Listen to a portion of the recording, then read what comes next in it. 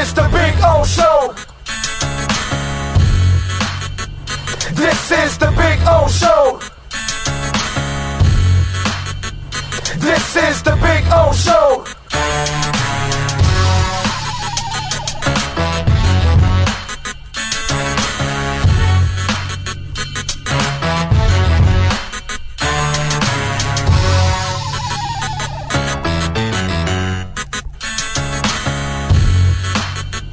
This is the Big O Show. This is the Big O Show.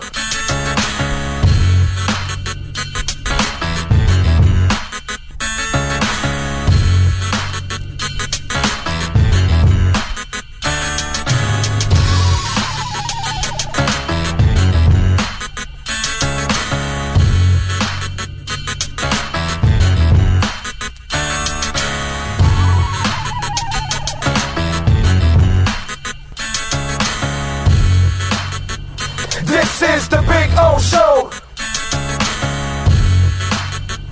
This is the Big O Show. This is the Big O Show.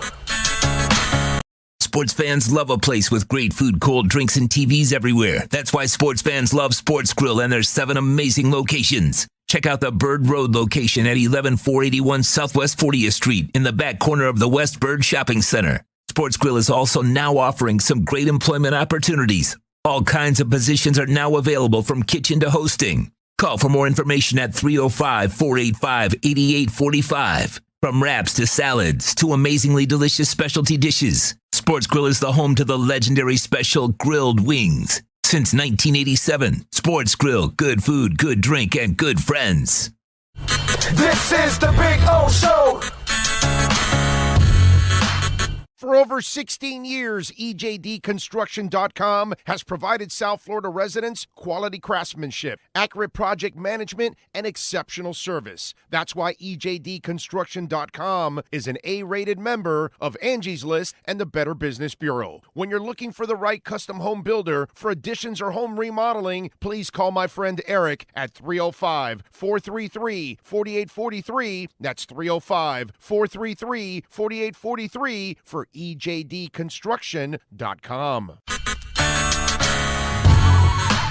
There's no need to drive around South Florida wasting valuable time looking for a new or certified pre-owned Acura. Go to the #1 volume sales dealership in the Southeast United States. Craig Zinn's Acura of Pembroke Pines. Purchase with pace and space in a dealership tailored to your needs. From home buying to providing that personal touch. Contact the 2020 Satisfaction Award winner Craig Zinn's Acura of Pembroke Pines. 888-776-5123. That's 888-776-5123. Or visit them at 15601 Pines Boulevard in Pembroke Pines. The viewpoint, statements, or beliefs expressed on the following program by the host, guests, or callers are not necessarily the opinions of FantasyAccess.com, Media Group Inc. ownership, management, sponsors, or website.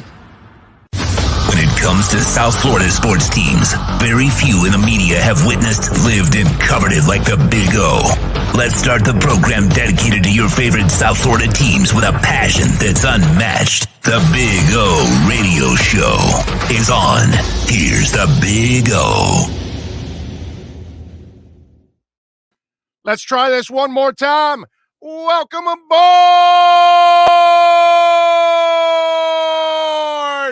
Yes, sir. It is time to rock and roll on a beautiful Tuesday morning. Hope you all are doing well out there. Hope everything is good. I see the chat boards already starting to explode, which we love, of course. Thank you all for joining us on a terrific Tuesday. Got a bunch of things to talk about. Got a bunch of people to talk to. We got a loaded show today. So we are going to have some fun. We're going to be on for a while today. You know, we're going to disappoint people today because we're going to be on probably an extra hour or something. It's probably a show where we go 10 to 2 today, I think, because our Sports Grill Miami Dolphins Insider Report with, of course, the one and only Alan Poupart from Sports Illustrated will join us at 1:30. So that will be towards the end of the show since he's making his trip over to Chicago to cover the joint practices with the Chicago Bears. Looking forward to it again. Uh, GP Trap says, gonna blow out that mic again. It wasn't the mic, actually. It was good. We're fine, right? I think we're all good, right? Because I checked it. It was there's this little technical thing that you've got to hit on StreamYard that normally it stays locked in there. Like when I pulled it up this morning, it was in the right spot. Like it's been every day, except yesterday, somehow or another, it got out of whack. And so I had to you're supposed to check it, and I haven't checked it since every day it's worked fine. So I got burned yesterday and we finally fixed it. It was good. And I'm glad we fixed it because it was a record day all around. Again, I can't thank you all enough. I just can't be grateful enough for the support. Another record downloads yesterday. So I mean, it's just amazing what's gone on the show and the way it's grown, every single day, every single week. It's been absolutely phenomenal. So I thank you all immensely. I mean, we're pushing for 500,000 downloads this month, which is just an absolute crazy ass number. And so I appreciate it. Just to put it in context, if we got 500,000 downloads in the last 30 days, we did 2.1 million for the year in 2020. Okay, our first year of the whole podcast. And so we did 2.1. We're on pace for well over 5 to 6. It's crazy. So blessings. Thank you very much. I appreciate and this is because you're smashing the like button. This is because you're sharing out there. You're sharing the link. You're telling somebody, hey, man, listen to this podcast. Hey, check it out on YouTube. Hey, whatever, all those kind of little things. And all of that helps out. That's why I always tell you to smash the like button, because that gets the algorithm going. That gets it to more and more people. And our videos also are getting more hits now. So the video side is starting to, go up. The audio side has been just through the roof. It's been great from the get-go, but I mean, where we're at now is just amazing. So thank you all out there, however it is that you're supporting us. We thank you immensely. So really appreciate it. So we got a rock and roll show today. Ira Winderman is going to join us for the Acura Pembroke Pines Miami Heat and NBA report. That'll be at 10:30. And Ira's out in Vegas for the Summer League. So we'll get his thoughts on everything going on, Summer League, the Heat, the NBA, those kind of things. We got plenty of things to talk about with Ira. At 12:30, it'll be Manny Navarro joining us with our Canesware Miami Hurricanes report. That'll be at 12:30. At 1:30, we're going to have Alan Pupar with our Sports Grill Miami Dolphins Insiders report. We're working on one more guest, and I'm just waiting to hear back from that guest. And then we may add a fourth guest also down the stretch, because as you know, we talk about all kinds of sports here on this show. You know what I'm saying? So trying to see if I can catch up and get a little baseball. Sean Campbell says, oh, I can't remember the name of the guy you would have on weekly when you move from 560 to 640. Very knowledgeable dude, especially when it comes to Dolphins football. God, Sean, I don't know, man. When I went from 560 to 640, that was that was a while ago already. That was close to 8 or 9 years ago, 10 years ago when I left. So yeah, I don't know who you're talking about now. Now you've got me stumped, Sean. I don't know who it is. You're gonna have to remember it, my brother, because I don't know exactly who you're talking about. And now, was it a national person or was it a local person? I mean, locally, we pretty much, are covering it. I don't know who else, but anyway, so we would do that. He says you should do a contest every hour. A listener gets $1. Okay, I don't $1. Why are we going to be giving away $1? What's $1? And listen, I don't want to be I don't want to bait people to listen to the show. You know what I'm saying? Either you like the show, either you like the content, either you like me, or even if you don't like me, whatever reason you're listening for. You know what I'm saying? I'm good with that. I don't want to bribe people to have to listen to the show and they're not really listening to us and they don't care about the show. See, I'm a different kind of host. I actually like to connect with the people that I talk to. You know what I mean? So it's, in regular radio, they don't want to hear from you guys. They don't care about you guys at all. You know what I mean? That's not the way I am. It's not the way I operate because that's not who I am. You know what I'm saying? So I don't need to bribe people to listen to the show. If I do have to bribe you to listen to the show, and because I'm giving away any kind of money, then you know what? I'll quit and I'll just get a real job and all that. But while we can do it this way, I'm happier this way. You know what I mean? I've never bought airtime to do radio. I don't do that. And I've never done, and I'm not going to be bribing people to listen to a show. You know what I mean? So our listenership is, it's awesome. Our listenership, especially on the digital side, on the download side, it is awesome. Here on video, it is picking up, and it's getting to a point where it's becoming pretty damn good. You know what I'm saying? So we got to build up the YouTube now also, you know what I'm saying? That's the next thing that we've got to do is build up the YouTube, and we're doing that right now. We're in the process. But yeah, I don't think I'll be doing that stuff of trying to give money away because it's so phony. You know what I mean? It's not me, man. I just can't do that.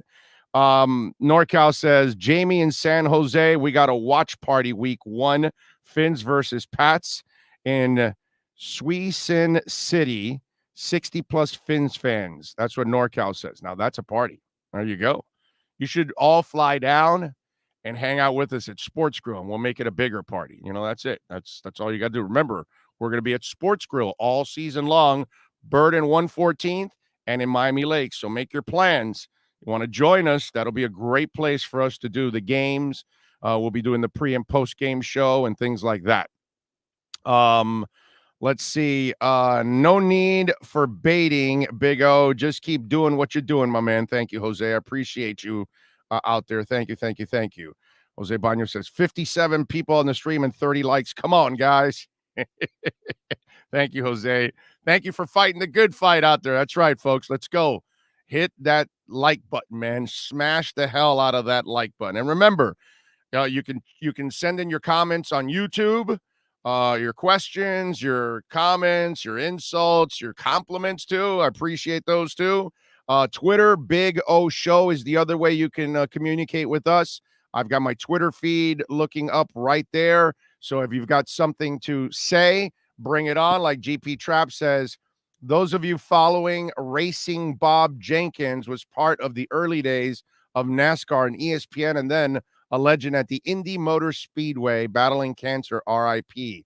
I know. I read GP Trap. Sad. We got to solve that cancer stuff, man. God. I mean, it's affected all of us, right? All of us. I mean, you have a friend, you have a family member that has fallen to the C word, and it is just, man, it drives you crazy that we can't solve that issue. I wish we could solve that one, man. That would be absolutely fantastic because, man, that is torturing so many of our families worldwide. It's terribly sad. So you can connect just like GP Trap did right there on Twitter. I can see it. I can read it for you guys. So if you have a question or a comment, you can do it there. Email, of course, BigORadioShow@yahoo.com. That's BigORadioShow@yahoo.com. And, of course, Cash App and Venmo is another way that you can support our show. Cash Big O Show is the address. That's Cash Big O Show for Cash App or Venmo, which is a beautiful thing. Hey, are you getting any guests anytime soon talking fantasy football? I have not planned that yet, but there's plenty of you that keep asking about it. So it looks like it might be something that I'm going to implement. Let me work on it. Okay. All right. Let me work on it because I'm working on a lot of other things. You know what I'm saying? Because I'm trying to generate revenue. So it's trying to finalize sponsors and segments and all that other stuff. Because obviously we've got bills to pay. You know what I'm saying? So we are trying to straighten out the foundation of the show, and then we can continue to expand and fantasies, down the line. And remember, it's hard to ask somebody to come on every week. You know what I'm saying? That, I just can't tell somebody or ask them, hey, can you come on every week? And there's, you want to compensate people like that. So you've got to, kind of do all of that the right way. You know what I'm saying? So I will try. Okay. I will see what I can do on the fantasy football side. It's not as easy as you guys think it is sometimes. You know what I'm saying? Somebody's saying Brady Papinga. Is that who it is? Brady Papinga? Okay. Brady's a friend. But again, these are things, at times I've done to kind of, it's a friendship. You know what I mean? But you don't want to be abusive of a friendship. And, you can ask a friend, hey, come on. Like I've had friends like Sean Salisbury come on every week on the house. Sean gets paid to go in other places. You know what I mean? But I don't want to abuse a friendship where, oh, yeah, he did it for a couple of years in a row with me. And he wouldn't do that with anybody else, but he did it for me. And so I feel bad having to ask him to do that again, or even Brady at the same time, because it's a commitment to do it every single week. You know what I mean? It's a challenge. But there are elements that I'm working on. Just got to give me some time here. Okay? Got to give me some time. And by the way, if your business wants to join our business and partner together, we'd appreciate it immensely. That'll be another way of us growing. So thank you all out there. I appreciate all of you for contributing to the show and helping us out. Man, there's already a bunch of people on the chat board, and we thank you all. Steve Chapman, of course, was number one at 9:12 a.m. there. Isais chiming in. Omar Lopez, John Rouse in the house. John, how about that market? Yeah, baby. Gus 1388. Catracho 1978 is in. Guillermo Rouse. Ian from Brooklyn. Sean Campbell says, morning, release of the depth chart is bound to light a fire under some asses. Yeah, it should for the players, because and I'm glad you brought up the depth chart, because it's something that I did want to talk about, because they put out the depth chart, but the depth chart's not even really accurate, and the depth chart really means absolutely nothing. Remember, folks, I want you to remember this when we're looking at the Dolphins right now. Practically zero football has been played. They've been running around in shorts, most of it, and they've had just a couple of practices in pads. That's it. You cannot get a measurement on anything on a couple days of pads and every other day not. So let's now, this week, today, starting in Chicago, this week, leading into the preseason game. Thank the Lord we got some real football coming up with the Dolphins logo on it. This is where it starts. This is where now the depth chart starts to develop, and then we'll find out. We know X and Byron Jones are going to be there and all that good stuff. It's figuring out the offensive line. But now that there's actually somebody to hit on the other side that you don't give a crap about, let's see how Solomon Kinley performs now. Let's watch what Eichenberg can do. Let's see if Michael Dieter can handle the center's job. You know what I mean? There's a lot of things that need to develop in all of this, because Michael Dieter has yet to take an NFL snap in an NFL game as a center. So while he's been the number one guy, and we're all rooting for him because obviously he's a third-round pick, and you want your draft picks to hit, we have to slow our roll down, and we have to just, and you know what, Sean, you nailed it. You nailed it. It should light some fire in the asses, and maybe that's what the coaches are doing. They're using the depth chart as a tool to get some guys maybe fired up a little bit. That's all. Teach them a lesson. They know who's starting. They know, maybe they feel like, yeah, Solomon will be there. He'll be the starter, but you know what? He's slacking a little bit here or there. Let's teach him a lesson or whatever, those kind of things. You never know. They might be playing mind games with all of this. But what I want you to do as a fan is don't play mind games with yourself. Don't psych yourself out positively, like I meant with Dieter, or negatively, like Solomon Kinley or Noah Igbenogany. Okay? Don't do that to yourself, because this depth chart means absolutely nothing. What if Noah goes out there now and starts covering the Bears receivers for the next couple of days, And, a little bit more comes out of him because now he's actually playing against somebody that is on the other side, the other team, and he can really feel like his job is on the line. You know what I'm saying? And I'm not saying that Noah doesn't think that way. I'm not saying that Solomon doesn't think that way or anybody else that's fallen on the depth chart or whatever. I just feel like there's too much overreaction when we haven't really played football yet. You know what I mean? So let's wait till they're actually hitting people, tackling people, when the runs actually count and they mean something. Now's the time. This is the week. You know what you've worked on for the last, whatever it's been, 10, 12 days, whatever it's been that they've been out of camp? Actually, it has been 11 days, right? The 31st. So all they've done is mental reps. They've run their plays. They've had scrimmages. They've had, 7-on-7s, 11-on-11s, one-on-ones, all those kind of things. They've had all their mental work in the classroom. They've done a lot of laying the groundwork now. Now let's see if you can execute it in more like game situations. Because sometimes this is where the players shine one way or the other. The guy that's shining in shorts doesn't get it done with pads. Sometimes the guy that's kind of lackadaisical in shorts, fire lit up in pads. You know what I mean? I've watched it all. And so let's wait. Let's give this a couple of weeks before we start saying, oh my God, what's going on with Solomon Kinley? Oh, can Noah find his way? Take it easy. Okay?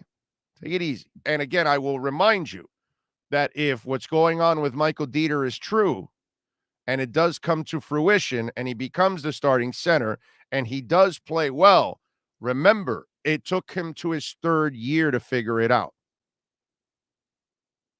Okay?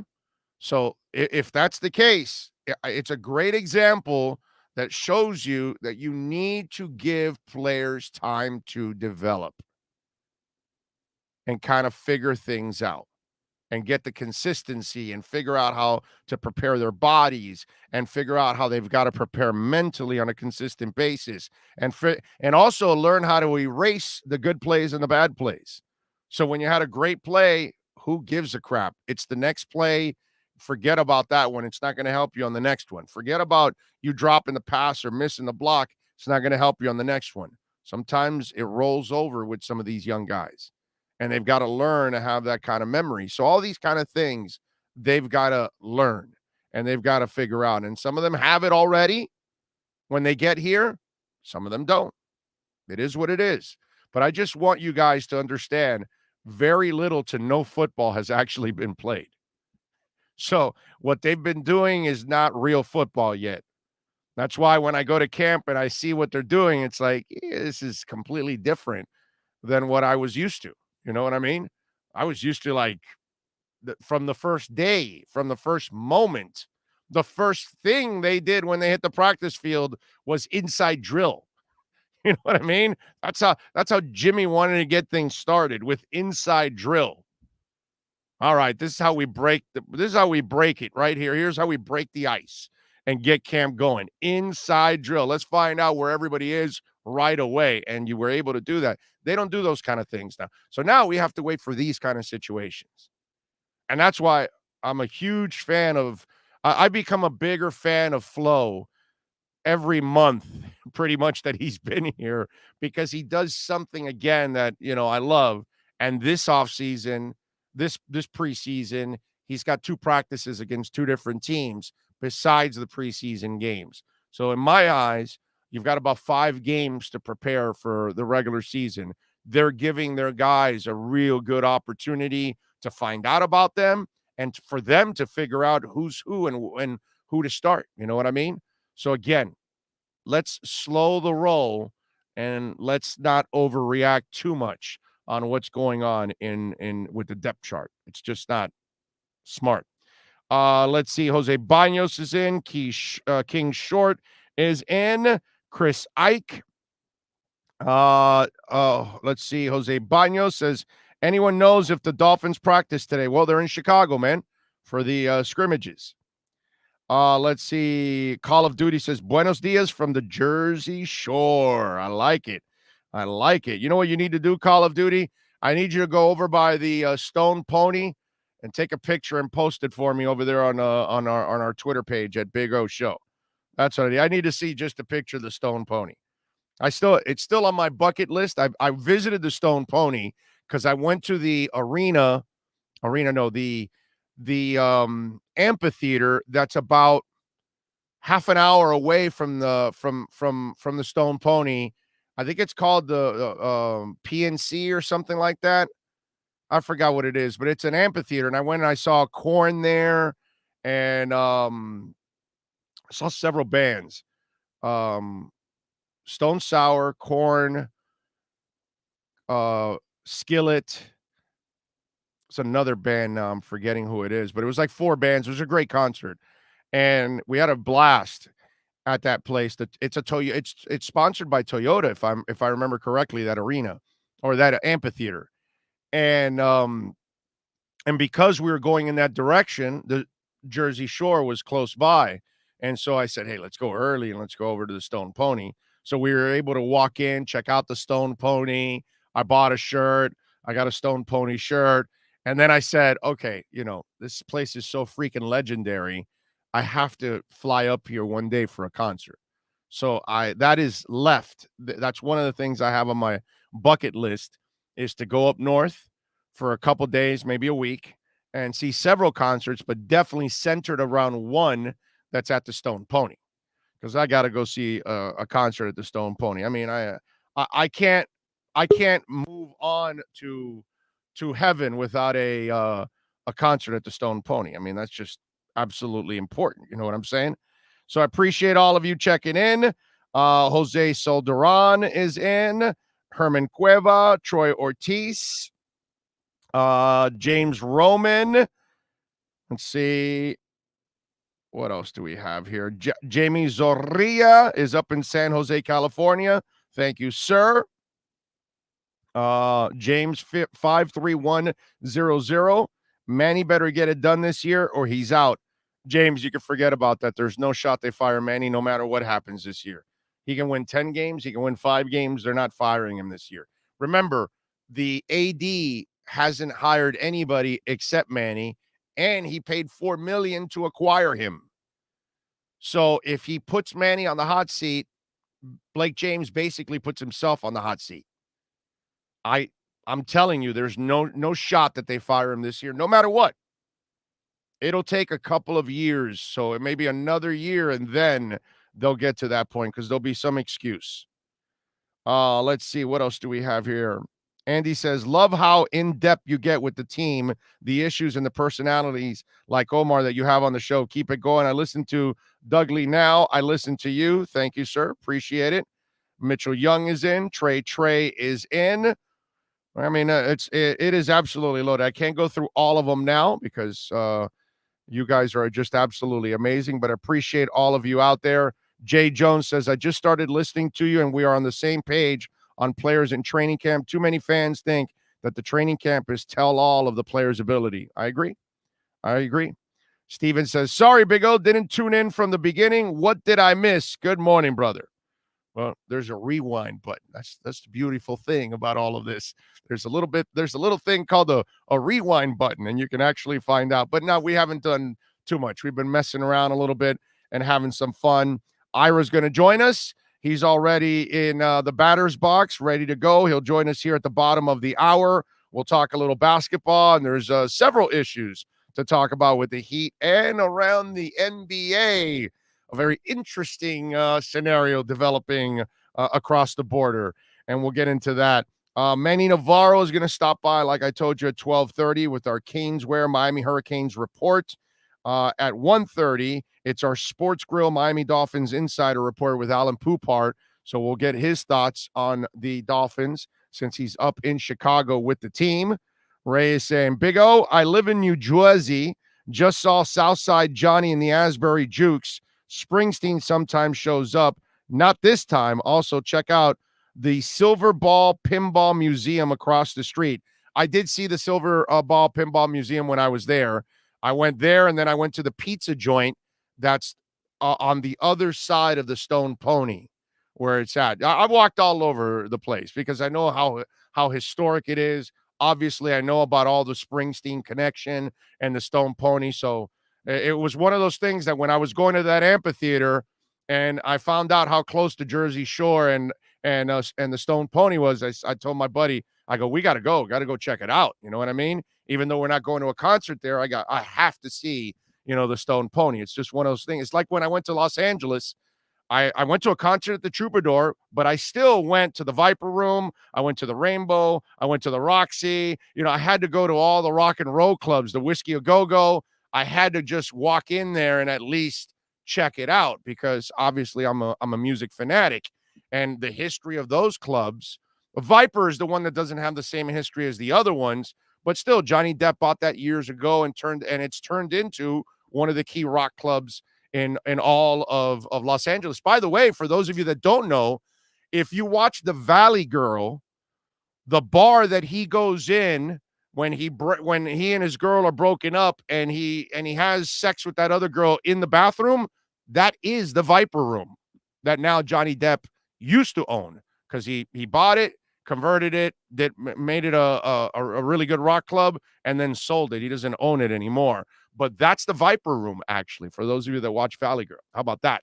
All right, give me 1 minute. When we're back with the Acura of Pembroke Pines, Miami Heat and NBA report with the one and only Ira Winderman. Sports fans love a place with great food, cold drinks, and TVs everywhere. That's why sports fans love Sports Grill and their 7 amazing locations. Check out the Bird Road location at 11481 Southwest 40th Street in the back corner of the West Bird Shopping Center. Sports Grill is also now offering some great employment opportunities. All kinds of positions are now available from kitchen to hosting. Call for more information at 305-485-8845. From wraps to salads to amazingly delicious specialty dishes, Sports Grill is the home to the legendary special grilled wings. Since 1987, Sports Grill, good food, good drink, and good friends.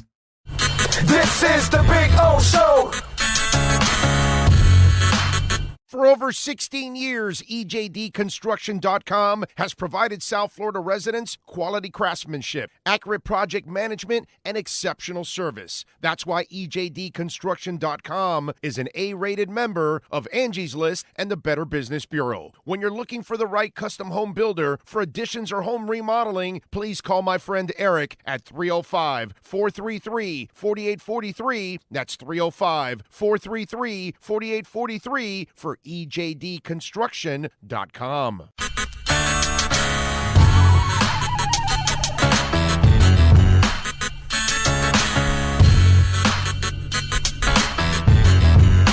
This is the Big O Show. This is the Big O Show. All righty, we promised you that the Acura Pembroke Pines Miami Heat and NBA report will start now at 10:30. Here we go. The man is in Las Vegas. He still has his wallet. He still has his bank account, which is a miracle, but he's ready to rock with us. The great Ira Winderman. Make sure you follow him on Twitter at Ira Heat Beat. Good morning, sir. Good early morning to you, by the way. Good morning to you. I'm on a little bit of a shaky wireless, so at any point, if you give me the high sign, I will call you on the telephone on the secret big old bat line just in case. And while I am good with the wallet, if the wife looks at the ATM charges this morning, maybe not so good.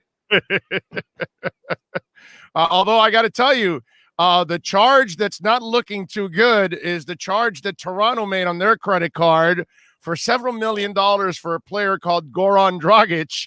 And Goran's found himself in a little bit of hot water when he was telling a Serbian television company about that he wasn't so happy about being traded to Toronto. And then he had to apologize, but he never denied what he said, which was the kind of, we got to start with this one because how does this drama develop for a guy like this? You know what? Oh, this is just liar's poker. And if you remember when Goran was traded to the Heat in 2015, he came out strongly against the Suns and said, look, I came here to be a point guard. Then you have Eric Bledsoe. That's fine. I've worked with him. Then you add Isaiah Thomas, and all of a sudden I'm standing out in the parking lot just shooting jumpers. He got traded to the Heat within days. And oh, you know this. You've been around the Heat a lot. Is there a nicer human being on the face of the earth than Goran Dragic? No, I mean, he's golden. Yeah, he's as good as anyone out there. So, of course, he then comes back yesterday and says, that's not what I meant. What I meant was I want to be in a place where I'm comfortable, and I was so comfortable in Miami, this is still a shock to the system. Look, this is nothing more than liar's poker that everyone plays in this situation. Everyone knows this. Goran Dragic knows he can't be on the Heat. He was traded with Precious Achiuwa for Kyle Lowry. He accepts that because he accepts it for this reason. The Heat picked up his $19.4 million team option before the trade. When you get $19.4 million, they could send you to Siberia and you go, right. Thank you very much. I appreciate it. But Goran was expecting, and still expects to be rerouted to the Dallas Mavericks. So you have that. That's one part of it. Part number two of the equation. The Raptors want to relocate him to Dallas, but they're holding a firm line with the Mavericks when it comes to who they want. There's talk about Josh Powell, the forward there. There's talk, I believe, Moses Brown, who was acquired from the Celtics through the Thunder. In other words, they want their optimal package. Dallas is going, well, you got a guy who's miserable. You should just give him up. We're not going to give you anything. So all along, I mean, I'll give you the perfect example. Yesterday, I was on a conference call with Precious Achiuwa. He's here in Las Vegas playing Summer League. He was formally introduced. Not only haven't the Raptors introduced Goran Dragic, they haven't even scheduled a press conference. Think about that, when you have a $19 million player. Look at the washing machine I went through last week with the Heat. Every 5 minutes a press conference, right? We had Kyle Lowry. We had Markieff Morris. We had PJ Tucker. We had Jimmy Butler. I couldn't get off the damn phone. It was just constant. So clearly, as much as Goran might be painted as the bad guy here, the Raptors are trying to do what's in their best interest also and move him on. So why put him through the whole dog and pony show of Toronto media, meet your next point guard, when we know Fred VanVleet is their next point guard. They're set there. They need other positions taken care of. So this will play out for a while. Goran was being honest. And, you know this because you always talk about it on your show. You want an honest athlete. You don't want an athlete giving you those cliches. You don't play those interviews. You don't interview those people. So what I hate about sports fans and journalists to a degree is this. When a guy is honest and they beat up on him. No, that's exactly what the media wants and what the fans want. All we want is candor. If you don't want to go on the date with me, don't keep sending me these emails how you have other plans and need your hair done. Be honest with me. Same thing in this case.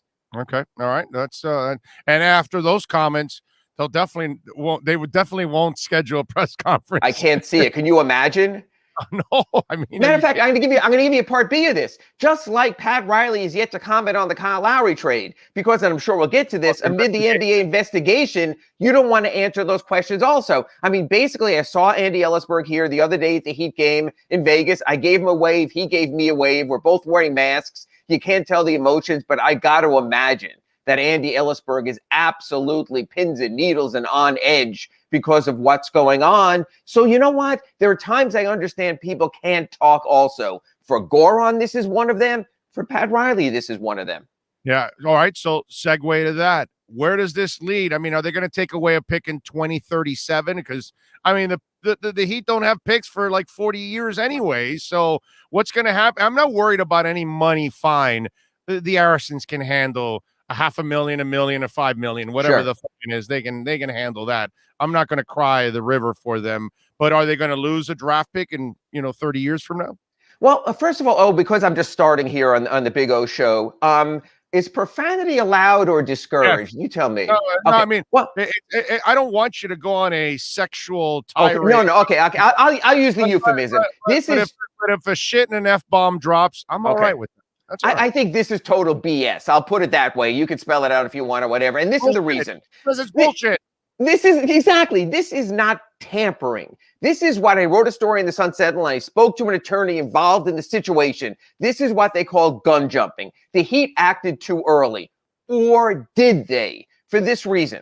the Heat spoke to the Toronto Raptors at the trading deadline. I know I'm going to sound like a houseman here also, and I know you don't like that in any of your guests, but let me just get to the end of this. So the Heat at the trading deadline spoke to the Toronto Raptors. They said, who do you want in a trade for Kyle Lowry? They were given a list. The Heat said, Tyler Hero, no. Duncan Robinson, no. Oh, you like Precious Achiuwa? We'll bank that information. That's good to know. Okay, why are you considering trading Kyle Lowry? We're considering trading Kyle Lowry because he wants X, Y, and Z in free agency. Basically, a 3-year contract takes him up to age 38, the NBA limit for long-term contracts. There's an over 38 rule, used to be over 36, and he wants about $90 million. Okay, that's good knowledge. Hey, Masai, we'll get back to you when free agency starts. So you approach free agency, and Pat Riley goes to Andy Ellisberg. Well, they know we re-signed Duncan Robinson, 5 years, $90 million. We've made clear, because we could have so many times, we're not trading Tyler Hero yet. So Precious Achiuwa, God bless him, is available. Now, what's a matching salary that Kyle Lowry, if he wants around $90 million, maybe we'll give him $85 million. What matches in the NBA salary cap math with that? Oh, if we pick up Goran Dragic's team option, and that salary, 19.4 to the rookie scale contract of Precious, we can build a 3-year, $85 million contract. Okay, it's Sunday evening. We feel pretty good. Oh, free agency starts at 6 p.m. Monday? Cool. Oh, we're allowed to talk to the Raptors about personnel trades for players under contract? Okay, we're going to call him Sunday and saying, hey, we just picked up Goran Dragic's team option. You like him? And Toronto's going, we might be able to move him to the Mavericks or something else. That's interesting. What about Precious Achiuwa? Do you still like him? And the Mavericks go, well, you know what? He looked pretty interesting playing for Nigeria and the national team. Hey, those are names we really like. And thank you, Patrick Riley, for giving me a call. And Andy, we'll talk to you again tomorrow. 6 o'clock comes around. The Heat calls Toronto. So are we still good with Achiuwa and Dragic for Lowry? They go, yes. We go, okay, we're going to call Mark Bartelstein his agent. See if he's still good for 3 years, $90 million. What do you know? He's good for 3 years, $85 million. Meanwhile, Mark Bartelstein goes, you know what? I have interest. This is just me summarizing. I have interest from Dallas and from the Pelicans. I'll give them a call. They're not going to pay the 3rd-year guaranteed. Hey, pretty simple. Let's do a deal. Now, I'm not saying that all gets done in 19, 18, or 20 minutes, but there's the groundwork there. So long story short, if they were gun jumping, it's still possible, but it also could be something that's lined up a lot easier than the Lonzo Ball trade from Chicago. All of that said, do they want to make an example? And I'm going to come back with another screed here in a second. Do they want to make an example of the Miami Heat and Chicago Bulls? Yes, they do. Will they take a draft choice? I think they will. I don't think it's fair, but I don't think everything is fair in the Adam Silver, David Stern, NBA set the rules. And even though you could not trade successive first-round picks, CP3 and the Lakers, not everything is fair. Right. So even though you can't trade successive first-round picks, it doesn't mean you can't be penalized them. The Heat's 2023 pick, lottery protected, goes to the Oklahoma City Thunder as of now. That was part of the trade the Heat made and the machinations for some of their other recent trades. So we understand that. So that pick is going out. The NBA could conceivably take the Heat's 2022 first-round pick. Is it fair? No, it's not always fair. And you know what? Draft choices and Pat Riley, you move on. And keep this in mind, Big O, and I'm sorry for being long-winded here. The Heat's 2022 first-round pick is part of this unbelievable machinations with the Rockets and the Brooklyn Nets, where the Heat gets the worst pick of those picks. I think we all agree, with a mostly healthy Harden and Kyrie Irving and Kevin Durant, the Nets will probably draft in the late 20s. They'll be one of the 3, 4, 5 best teams in the league. So you're talking about possibly giving up the number 25 pick. What the heck? We got Kyle Lowry. Right. All right. Let's if that's what you think is going to end up, that's wow. Severe. And they don't have a lot of first round picks over the next couple of years. No. So they could be without 22 and 23, and then they have their picks going forward. It's not easy, but you know what? Oh, because you and I always play this game. Matter of fact, I have played this Big O game, people out there, since 2005 at Big O. That was the Shaq trade. And I was on his show and I don't know, WWW, whatever, or, whatever radio station. I have no idea what station you're on at that time. And you and I debated. Excuse me? It was QAM? Okay. Mm-hmm. And remember the debate where you did a month's worth of shows on, should the Heat throw Caron Butler in the Shaq trade? Remember that? That we knew that Brian Graham was going out. We knew that Lamar Odom was going out. Where do we draw the line? So Big O, I'm going to throw something back at you now, 16 years later. Remember, that was 400-pound Shaq with a toe in issue. All right, go ahead. Sure, and we were both a little skinnier back then, but that's another story. Actually, I think that was one of your thin phases also. So I think you're looking good as you were now. Yeah, I've done this. So yeah. So yes, for the people out there on radio, that's the up and down wave. Anyway, so I'm going to throw something at you now to sort of put this all in a nice bow tie and all this. Would you trade Goran Dragic, Precious Achiuwa, and a future first-round pick for Kyle Lowry? No. Oh, okay. No. So that's the deal. So to you, the penalty is severe. I would. Yeah, I don't like the Lowry deal, period. I don't like to give a guy to 38 years old. I just this whole old team, to me, I wouldn't have given Jimmy Butler the extension either. I just think that the Heat are rolling the dice, but I get it why they did it, because they have no other recourse. They don't have the substance to go out and get a young superstar. There are no other guys that are available that might be disgruntled. Their contracts are expiring, whatever it is. There's nothing really available. So they had to go this route. You know what I mean? So I get it. I understand. They got the best free agent on the market. I mean, every year we talk about this game with the Heat, right? We talk about Kevin Durant. We talk about Gordon Hayward. We talk about them. You know, Pat can harpoon and whale or whatever, but he does go after the big fish. Well, the Heat got the biggest fish. Now, the biggest fish is 35 years old, and I understand that the fish, you may want to check with the people at Whole Foods behind the counter to see if it's still fresh or previously frozen, which if he's in Toronto, maybe it was. But I still think the bottom line is they came out of free agency, I believe, in the moment, a better team. And you know what? Pat Riley lives in the moment. Andy Ellisberg lives in the moment. Adam Simon lives in the moment. And you and I spoke about this in our previous segments here. This isn't the Marlins trying to tell me how in 2028 their lineup is going to be dynamic and their pitching staff is going to come around. That's the difference. Yeah. And by the way, I will say this about the Heat. If somehow these old guys stay healthy, this is not the team you want to play in the playoffs. Right. Okay. You have to get to the playoffs. Yes. Right. They'll get to the playoffs. But I mean, if they are healthy and they get to a point where they're facing the Nets or the Bucks, those teams aren't going to want to face this team at all, because that's the one thing I will give Riley and the franchise. They picked really smart veterans. They picked a team that resembles what the identity of this franchise is, because I believe they've kind of lost their identity the last couple of years because they don't play the kind of defense they used to. Now they're going to play that kind of defense like they used to, because they've got guys that are really smart and are really dedicated to that side of the court. Right. So that I will say, I know that there's a risk now because there's so much age on this team, and you're asking them to go through an 82-game schedule plus the playoffs. And maybe they'll get away with it this year, but then down the line, as these contracts wear down, you know what? And down the line becomes down the line. And Pat Riley has always found a way, or whoever is in charge then will take care of down the line. Matter of fact, since you have a couple hours left on your show and you have the chat group there on the side on YouTube also, I'm going to throw a little quiz out to you and your listeners. Okay? There you go. You guys ready? Everyone got a pen at home, and so fill this out, and you can fill in your answers to Big O or send it to his email. Is any team in the NBA better positioned with three defenders to guard Kevin Durant, Kyrie Irving, and James Harden than the Heat? In other words, you're playing the Nets in a playoff series. So you're going to put PJ Tucker against Kevin Durant, and he did really good work in that series against the Bucks. When you look, the series against the Nets, when you look in that series. So let's say you have that matchup. You put Jimmy Butler against James Harden, okay?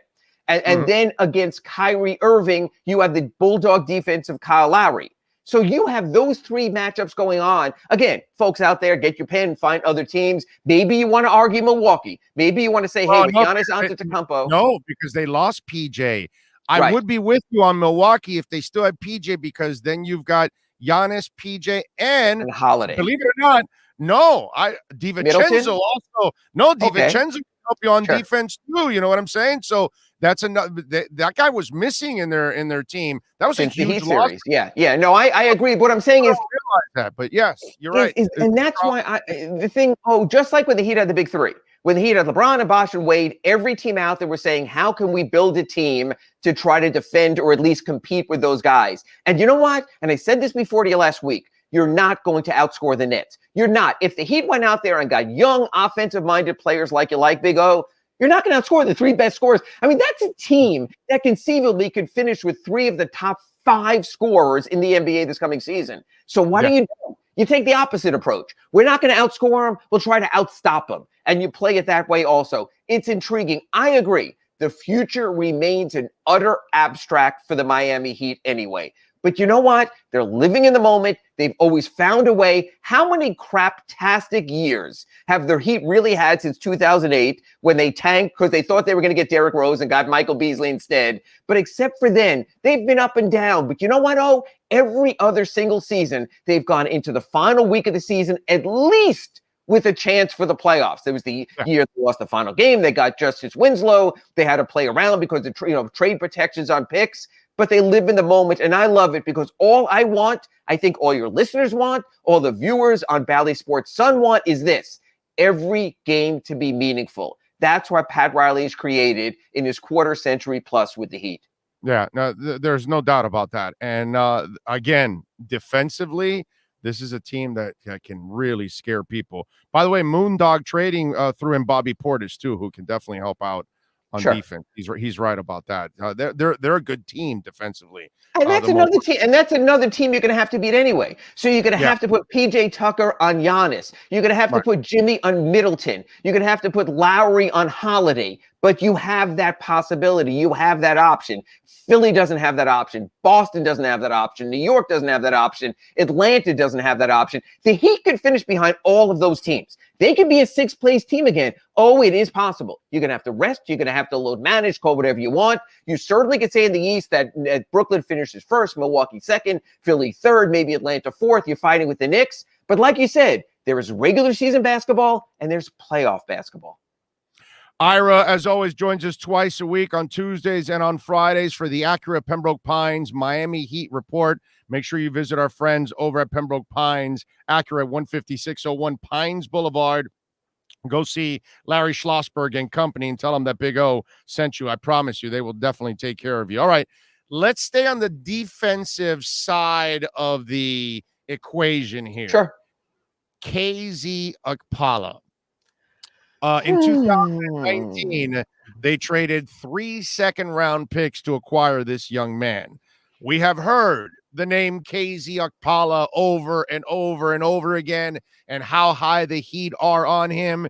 And that always gets on our radar because you can never underestimate this team. They find talent like Duncan Robinson and Udonis Haslam where others cannot find those kind of guys. So we wonder, okay, they love him. He's intriguing. We got Mike Brown talking about him and all that stuff. What's the deal with KZ Okpala? How important is this summer league? What do we need to see from him over the next couple of weeks where you're at in order to kind of justify all the hype and the trade? Right now, Big O, at this point, the hype on KZ Okpala is more hyperbole than anything. He's one of those guys who goes out there and you go, wow, what great length. Wow, what athleticism, what speed, what quickness. But you know what? There's a lot of athletes who have all those attributes, but they're not NBA basketball players. And that's my concern. Aren't you you're describing Sylvester Gray? Well, it's so many over the years for the Heat. So many guys. You know, we lost about 98% of our audience, by the way. Well, you know what? Unless they were here in 1988, but you know that's another story. And that's the thing is, I always hate this phrase because it just sounds weird when 2 grown men are talking and going, "He has a great body." Okay, right. He does. KZ Okpala has a great basketball body. Does he have a basketball sense? Does he have basketball IQ? Does he have a basketball wherewithal to turn all of those physical attributes into something statistically sound and contributory? And I'm not sure right now. Because, again, you watch the game here in Las Vegas on Sunday when they're playing Denver, and he has every opportunity in the world. He's in the starting lineup. He was great on the boards. His instinct there is great. See ball, get ball. But it's the other stuff. It's defense, staying in the rotation. It's offense, being in the right place at the right times. At times, it's like he's running around without a specific purpose right there. And I think that the Heat still have to decide if he can find that. And, this is a concern. Because the way this roster right now is composed, they very well might stay at 14 players because of the luxury tax. You have Victor Oladipo, who's not playing at least half the season. Takes you down to 13. You have Udonis Haslam, who will play once this season, the Udonis game, but that's basically about it, okay? Takes you down to 12. So if KZ Okpala is not a contributor or can't contribute, all of a sudden you're down to 11 workable players with, like you and I spoke at the top of the segment, with older players like PJ Tucker, like Kyle Lowry, even to a degree when you're looking at players like Jimmy Butler and Markieff Morris. Well, you'll need maybe 10, 11 guys because you'll have 2 or 3 guys out.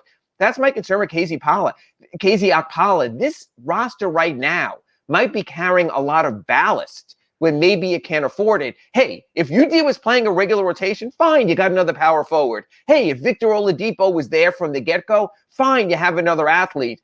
This is a tough spot for the Heat. If KZ Okpala cannot contribute, cannot show a little more here in Summer League or a little more development, I think it's going to be really tough. I think Eric Spoelstra is going to be working with very tight roster constraints.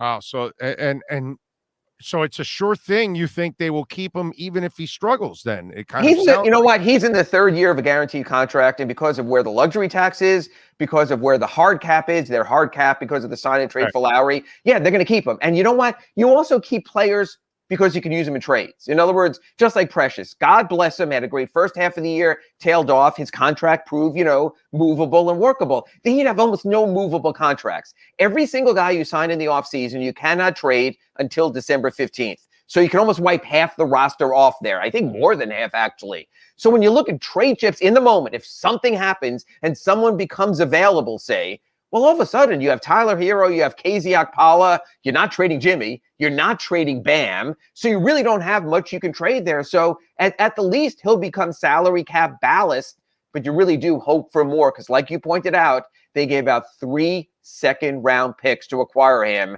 early in the second round of the 2019 draft. Should we be excited about Omer Yurtseven? Yurtseven. Yes. Yurtseven. And if I rolled more Yurtsevens last night, then I wouldn't have been as much trouble. But the Savins didn't come and said there were a lot of snake eyes. But that's another story for another day. Yeah, I like him. Developmental player. As a matter of fact, that's a very interesting point there also, is that he's on the roster, probably not going to be NBA ready for moment one. That takes you down to 10 players. That's another name. But yes, I like what he's shown so far in Summer League. He's raw. The Ferrans, Bill Ferran, his son Eric Ferran, the trainers, they will resculpt their body. I mean, if you saw Duncan Robinson right now, compared to where he came in with, I don't want to say the baby fat. He was an older player, but just what they've done with his body is remarkable. I think they'll do the same with Omer. I think early in the season, you might see him in the G League just to get minutes because they have Dwayne Dedmon. So you figure that Adebayo and Dedmon take the minutes at center. You figure that Markieff Morris and PJ Tucker take the minutes at power forward. You want to get this kid minutes. But yeah, that's a nice pipeline name they've developed and a really nice job for them. So again, if they are going to lose a first-round pick or a second-round pick, maybe in this tampering, gun-jumping case with Lowry, the Heat really do have a way of finding guys. Yeah, I know. That's why we ask about them. That's why we follow them, because they know how to unearth talent like most teams can't. And you got to give them a lot of credit for that. And in today's world, and I'm sure you get to talk to scouts, it's harder now to scout these players than ever because they don't stay in college for 4 years. They're out after 1, or they're straight out of high school going right into the G League.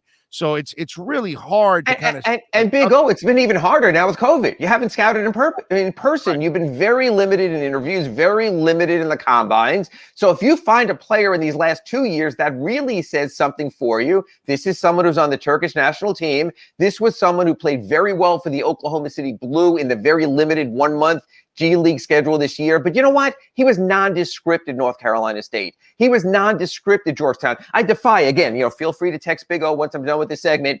Does anyone remember, honestly, people out there, watching Omer Yurtseven play in college? Remember, he played against UM. He was at North Carolina State. He played in the Big East for Georgetown. I don't remember him as a player at all. No. Those are the kind of players you get, and you say to yourself, wow, they really found someone.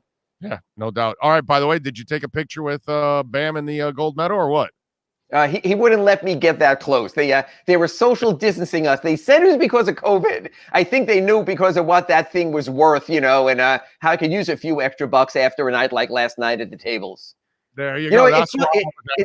Yeah, it's like Vegas Vacation with Chevy Chase, where I would have just put the gold medal on the table and just bet it right there. So instead, I just pulled out the dentures. It's a beautiful thing. Follow him on Twitter at Ira Heatbeat. Catch his work. Subscribe there like I do to the South Florida Sun Sentinel and support our local journalist. And, of course, you can catch him here Friday once again live. Well, you won't be in Vegas, will you? Will you be in Vegas still on Friday? I might be coming back depending on where the storm is. I'm going to decide whether I need to fly back to beat the tropical storm back home or not. So 50-50. So you'll either have this shot or the home studio, one of the two. Either way, we get Ira on Friday, and we can't wait. Ira, thank you, my brother. You stay safe out there, my friend, and stay away from the tables. And I'll be back with Clay tomorrow. And at least then with a full hour segment on our show, he'll be able to get some words in also. That's right. Inside the Paint tomorrow at 10 a.m. Thank you, Ira. Appreciate Thanks, you. so. You got it. There you go. Ira Winderman. It's a beautiful thing. We love Ira. Let's take a quick break. It's the top of the hour. Hour number 2 is next. If you're a Miami sports fan, then there's only one store to go to, and that's Canesware at Miami Fanware in Davie. They're your one-stop shop for all your inner Miami CFs, Canes, Dolphins, Panthers, and Marlins merchandise. They have hats, t-shirts, game day jerseys, and so much more. Located at 2511 South University Drive in Davie, and open 24/7 online at canesware.com or innermiamiwear.com. Call them at 954-835-5597. Canesware, the spot where Inner Miami and all Miami sports fans shop. This is the Big O Show.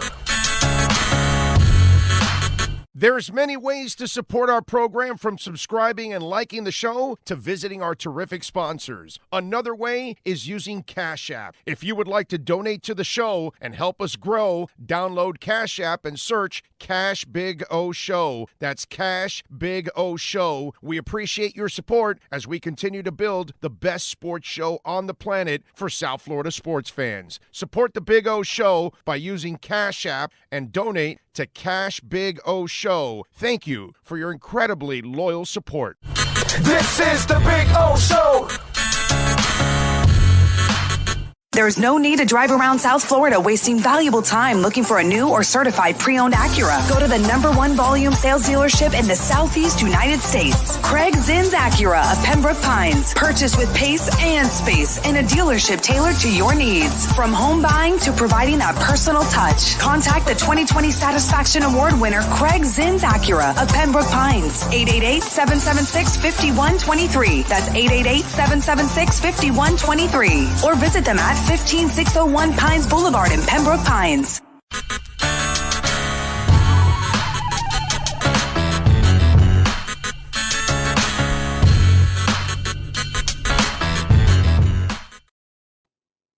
All righty, welcome back. We thank Ira Winderman out in Vegas covering the Summer League. We will have Alan Poupar in hour number 4. Live from Chicago, where the Dolphins are at. How about that, huh? Any other local show got insiders all over the place? No. Give you a little Dikembe Mutombo. No. Can't find that anywhere. You can only find it here. All right. Anyway, thank you. Thanks to Ira. Great job as always. He is just absolutely fantastic. Always enjoy talking basketball with Ira. I've been talking basketball with Ira for 30 years, man. I've known that guy for 30 years. Well, over 30 years, actually, pretty much, since I've been walking the Miami Heat arena back in the day with the old Miami arena. He and I were covering it. I started out in Spanish for Radio Acción, and we were doing the Spanish broadcast. Jose Pineda was doing it. I would do pre and post game shows, pre, half, and post, actually, with the Heat years ago. God, that was 3 decades ago, man. It was a long time ago. It's been a long time, man. We've been at it for a while. Let's see. Q Susie says, you go everywhere. That's right. Hey, next year, as this show grows, I plan on being in Vegas for the Vegas Summer League, doing the shows all week there. And then Ira can just join me there live. Okay? Just like what we do in football. I couldn't do that. See, the problem is when I was at, QAM or even 640 or whatever, those organizations were usually too cheap and they didn't care about covering, right? Meanwhile, all you guys love when I go to the East West and the Senior Bowl and all that kind of stuff. It's funny that over the last couple of months since we restarted this thing now, and it's exploded on the downloads, right? We broke records of our downloads, and our highest download days were at the East West Shrine. That we did the podcast at the East West Shrine. We were there all week, and for 2 days in a row, we had these incredible download numbers, and those were still our records, okay? Up until this past month where we have shattered all those records. I mean, we had nearly 30,000 downloads yesterday. That's the stuff that national shows get. Nothing local gets anything like that. You know what I mean? So that's why I'm telling you, very blessed, and I thank you all for supporting the show and downloading it as much as you have. And so I appreciate it immensely, man. And these kind of things, if we can grow this, grow the sponsors, grow the listenership, all that kind of stuff, I want to be out at the Vegas Summer League. I told Ira this when I started the podcast back up again, because I was talking to Ira, and part of it, I wanted to start the station again, revive Onside as something else, but I couldn't find the right partner to do it. And I'm not, I've already been through 2 experiences where I was teamed up with just people that weren't nearly as dedicated, knowledgeable, whatever. Their shortcomings are all over the place. And I wasn't going to go through the experiences that I went through with Onside and obviously the hellhole that 1210 was. So I wasn't going to do any of that again because, dude, I got 5 stents in my heart. It gets to a point where I don't need the bullshit. You know what I mean? And I got to tell you something. When I left QAM and started the podcast, that was the best year I've had in a long, long time. It was fun because we controlled everything. I didn't have to worry. I didn't answer to anybody. And that's what I love about this. I don't answer to anybody. And I get to be myself, which I'm an all sports guy. I'm a hardcore sports guy. You know what I mean? Which while we have people that are in sports radio, they aren't necessarily as hardcore as it's what I grew up with, man. I grew up with Hank. You know what I mean? I grew up with Ed Kaplan. You know what I'm saying? It just, we're wired differently. You know what I mean? So there's a lot of buffoonery and clowning around and all that because they don't work hard enough on the sports side to actually find the different angles and the different things to talk about like we do. You know what I mean? Because we're passionate sports talk people. And those of you that follow this show, you are the same. You're wired the same way. And you're kind of looking for the same. That's why we've collided and stayed together. And I appreciate it, man. So hopefully down the line, we'll be covering the East West. We'll be covering the Senior Bowl. We'll be covering the Combine. And you know what? If this whole variant, we can get it in control, I can cover I haven't been to the Combine in 2 straight years, which is like crushing for me, I got to tell you. But what am I going to do? It's this stupid coronavirus thing. We got to get rid of it until we get everybody vaccinated and we can kill this thing so we can't keep it alive. But as long as people don't vaccinate, we'll keep passing it on to each other and we'll be killing people along the way, which is just, unacceptable in my eyes. But it is what it is. So that's the plan. Hopefully next year, everything works out. I'm in Vegas with Ira and doing this show. Although, man, we'd have to do it really early, huh? Steve says, listen again as usual here in Europe. Keep up the great work. Thank you, Steve, out on Twitter. I appreciate you, my man. Thank you for listening out in Europe. That's very nice of you, sir. Our next guest will be Manny Navarro at 12:30. By the way, speaking of a little baseball that we talked about yesterday, and we were talking about the situation that happened with with Lewis Brinson in Colorado. And I gotta tell you something, man. This is the weirdest thing. I don't hear dinger. Man, I played that audio clip 4,000 times, and I never heard that word of the mascot. All I keep hearing is the N word in all of that.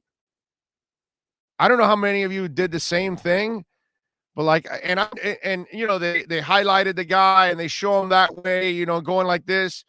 But I'm wondering still, that doesn't mean that he can't be saying it the other way, you know, but man, I replay it and replay it and replay it. I'm just wondering, have any of you done the same thing? Because I saw Lewis Brinson say the same thing also, say, you know, as much I heard it over and over again, and I can't stop hearing the N-word.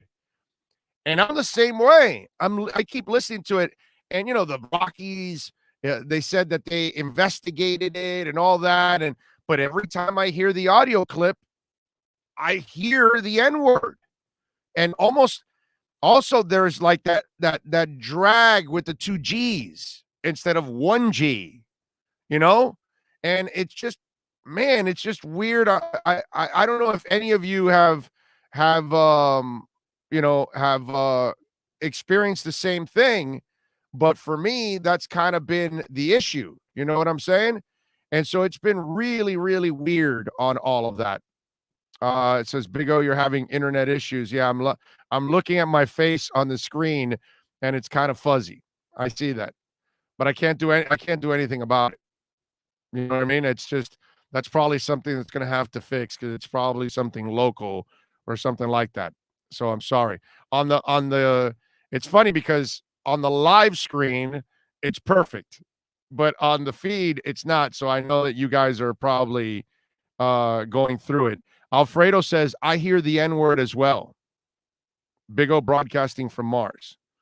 Well, I kind of feel that way. Let's see. What else do we have here? The team asked people sitting around the guys, strangers, not friends. They said they did not hear the N-word. He said, dinger per fans around the fan. I know, Tremolio. I know about it all. By the way, Tremolio, I need you to keep bashing Bitcoin, Ethereum. I want you to bash VeChain. I need you to keep bashing Cardano, okay? Add it to all that, because you've been my good luck charm. You bash him, well, let's go to 19, and it's just exploded. So, Tremolio, please, do me a favor, bash some other coins for me there, because you, sir, are my good luck charm. But anyway, all kidding aside, that's the screwed up part, that every time I hear the damn audio clip, I only hear the N-word.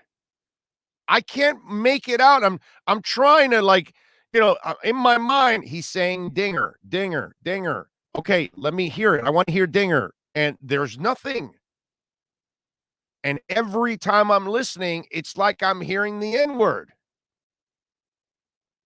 And you know, Tremolio's right. They ask people around and all that, but it's just, that was such a weird story, man. And you know what? I'm all for changing the mascot's name. You know, I read some of those articles that people say, you know, maybe because it's so close, maybe you want to change the name, you know, because think about it. If he's really saying dinger, and then you're hearing it from a distance and it sounds like something else, wow, dude, you know, it just, maybe that actually is a good idea. I'm not so ultra sensitive about this kind of stuff. Like I wasn't a big fan of Washington changing their logo and all that stuff, because I didn't think I understood the Cleveland Indians changing the logo, because it was kind of a parody. You know, you were kind of making fun of it.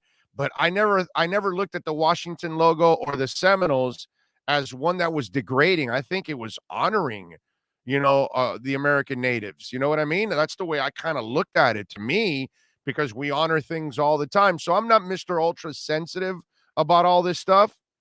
But in this case, just because we've had this confusion, and by the way, it's still confusing, because no matter how much I replay the damn thing, I keep hearing N. I don't hear D, dude.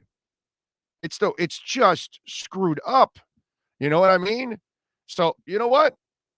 I'm actually for it. Yeah, maybe you're better off changing it just so this whole confusion never ever happens again. Because my ears only hear the other thing. They don't hear the D word. You know, it's just weird. And I'm sure a lot of you have gone through the same thing that you replay it and you're like, dude, I hear the N word. I don't hear the D word. Where does that say? It doesn't say that. You know what I mean? And when you hear the G part of it too, there's a little difference, and it just seems like it drags it a little bit more like it would with the N word. Did you guys see, by the way, Antoinetta Collins? You know who she is? The little Latin girl from ESPN. She's cute. Does a nice job on ESPN as a studio host.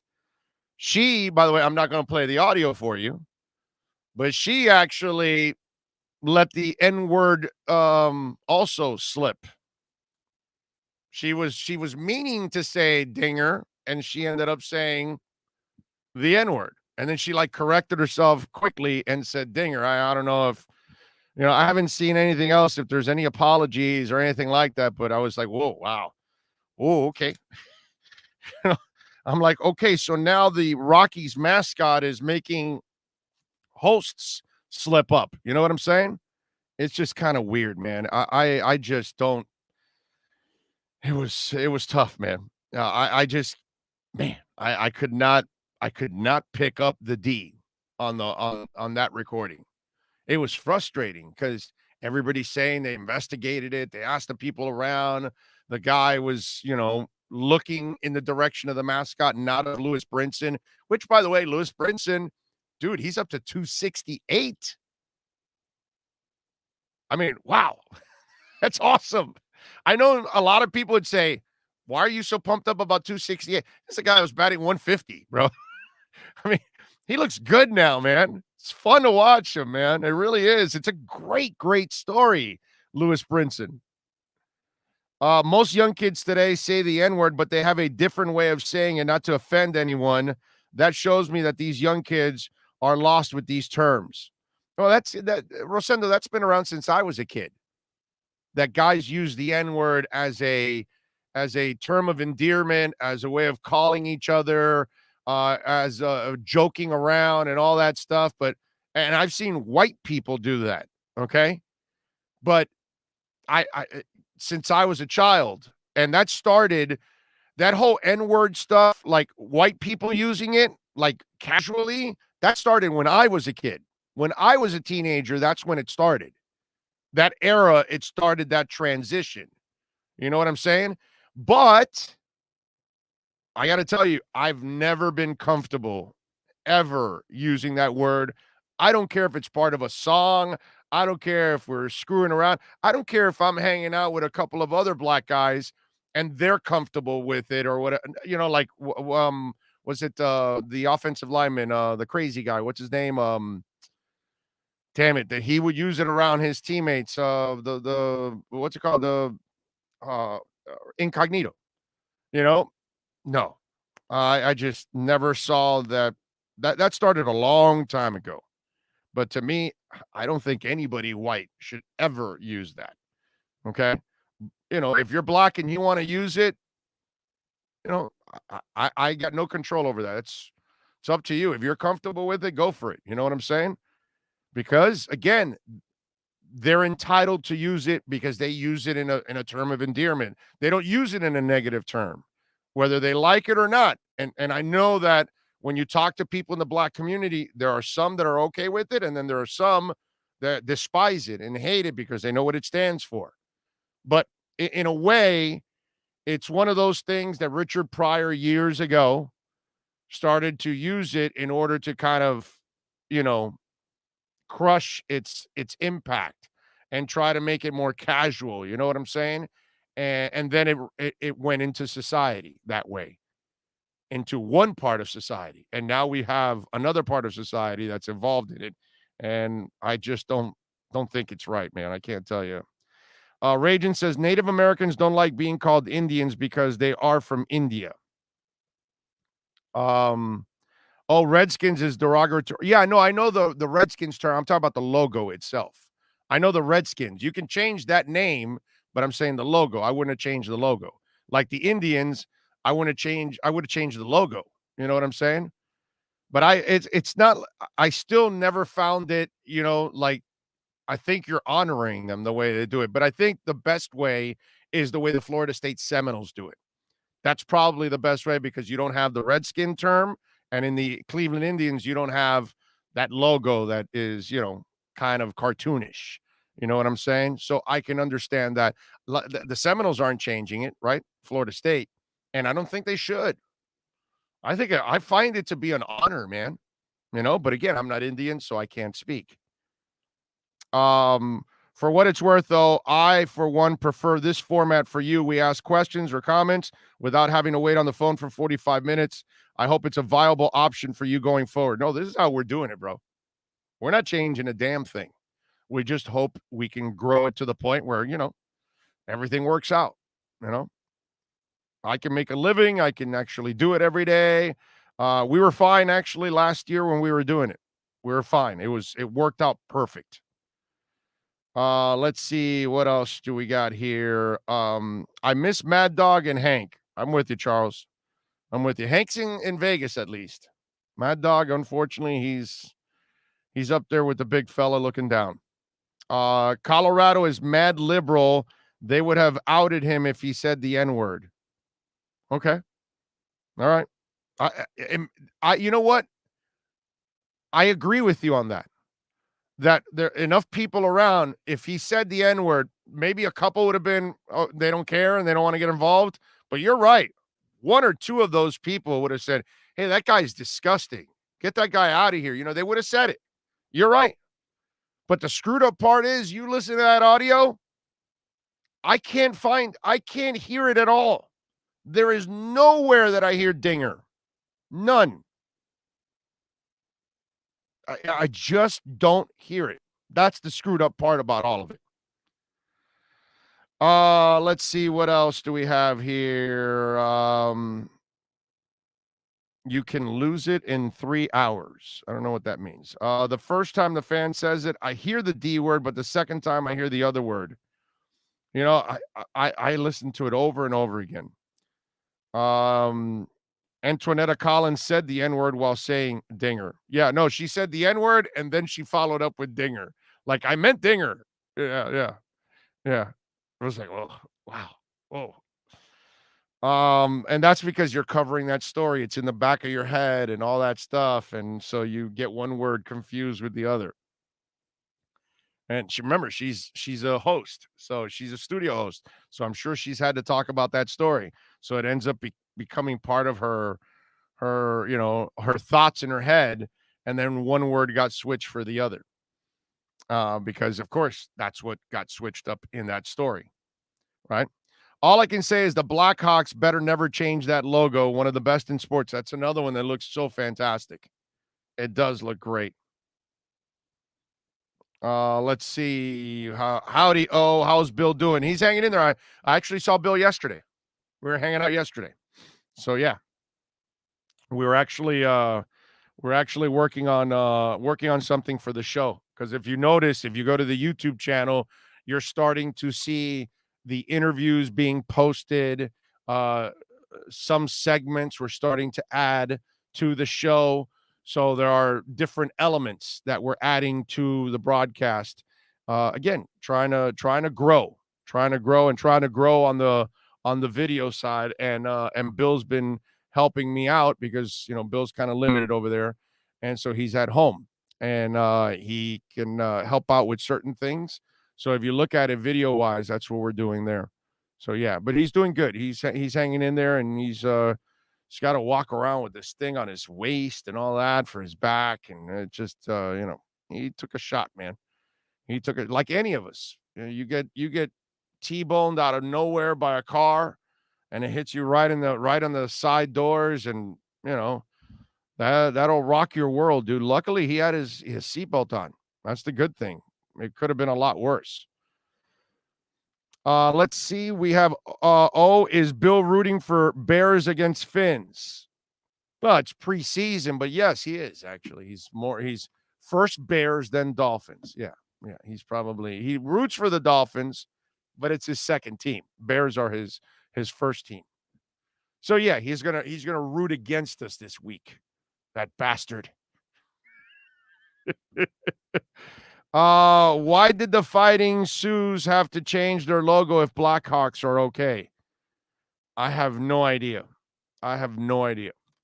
Lisa Rose in the house.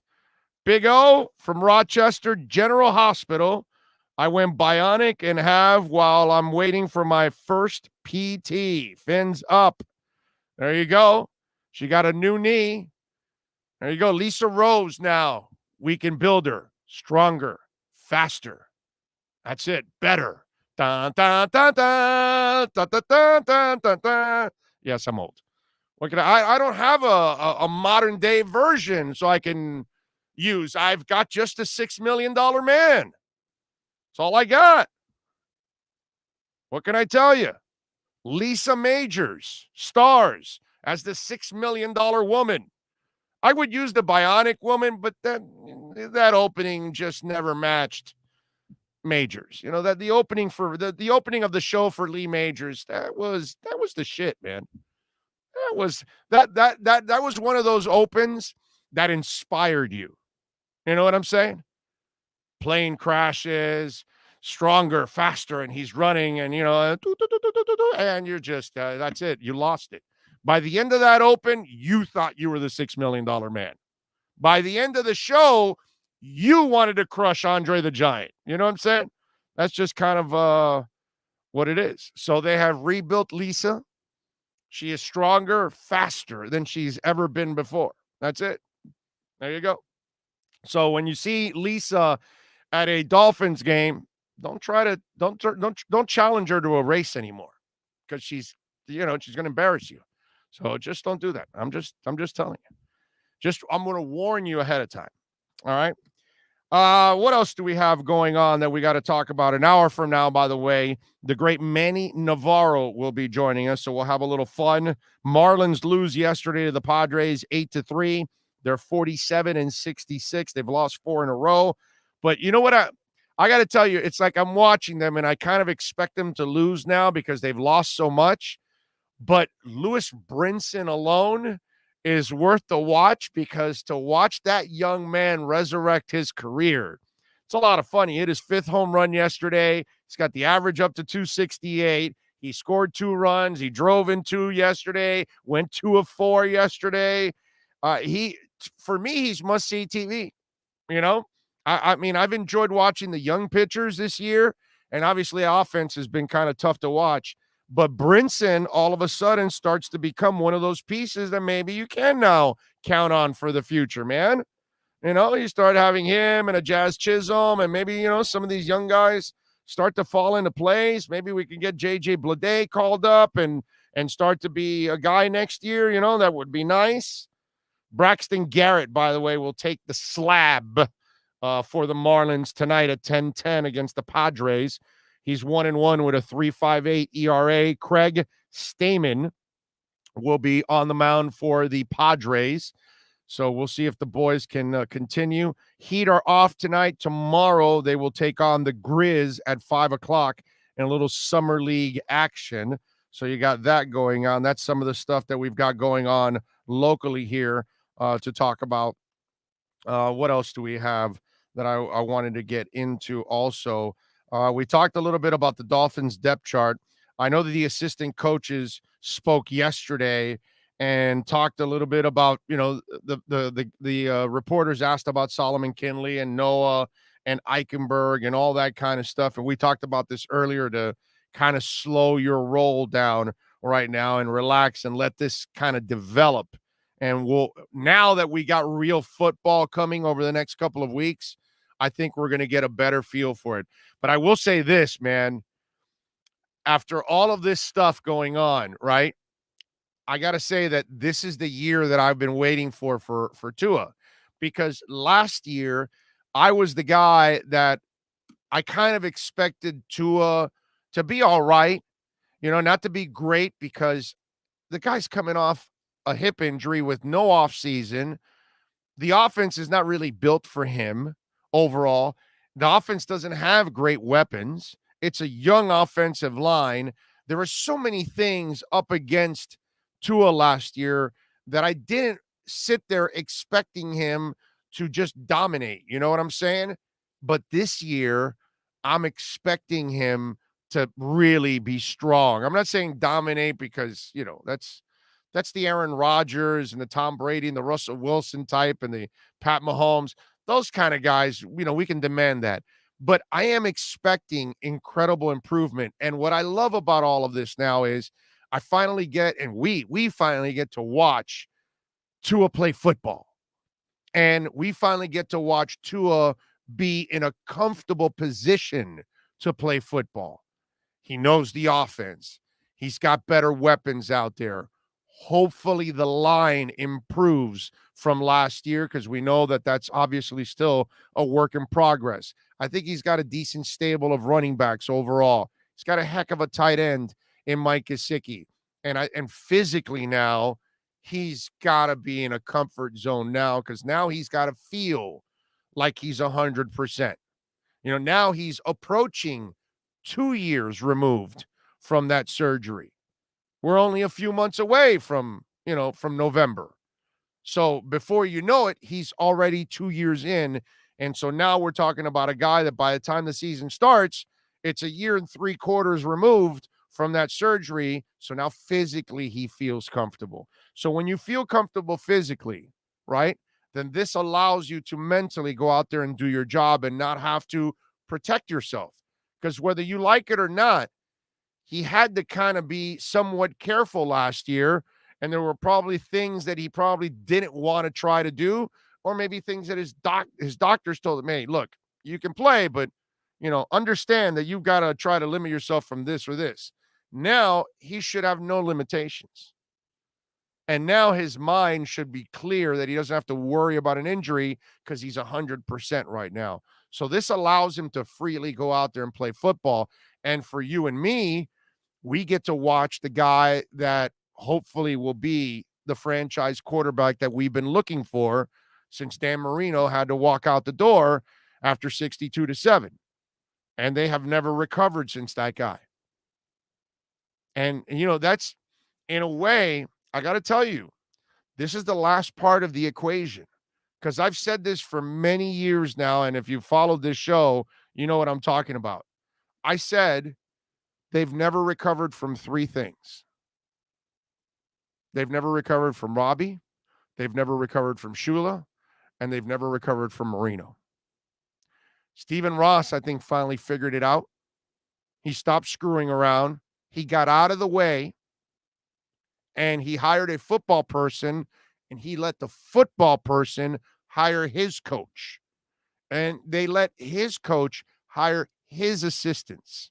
He wasn't inheriting somebody's offensive coordinator and somebody's defensive coordinator and the human Jenga that we used to play here all the time. Okay? He finally figured it out. So Stephen Ross, we know, has always been a great owner because he's willing to spend. Now, he needed the other part to really become a complete owner by making the right business decisions for his team.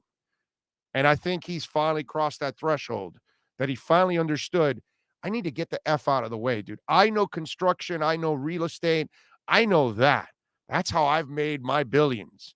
But I don't know football. So I need to get the hell out of the way and let football people decide.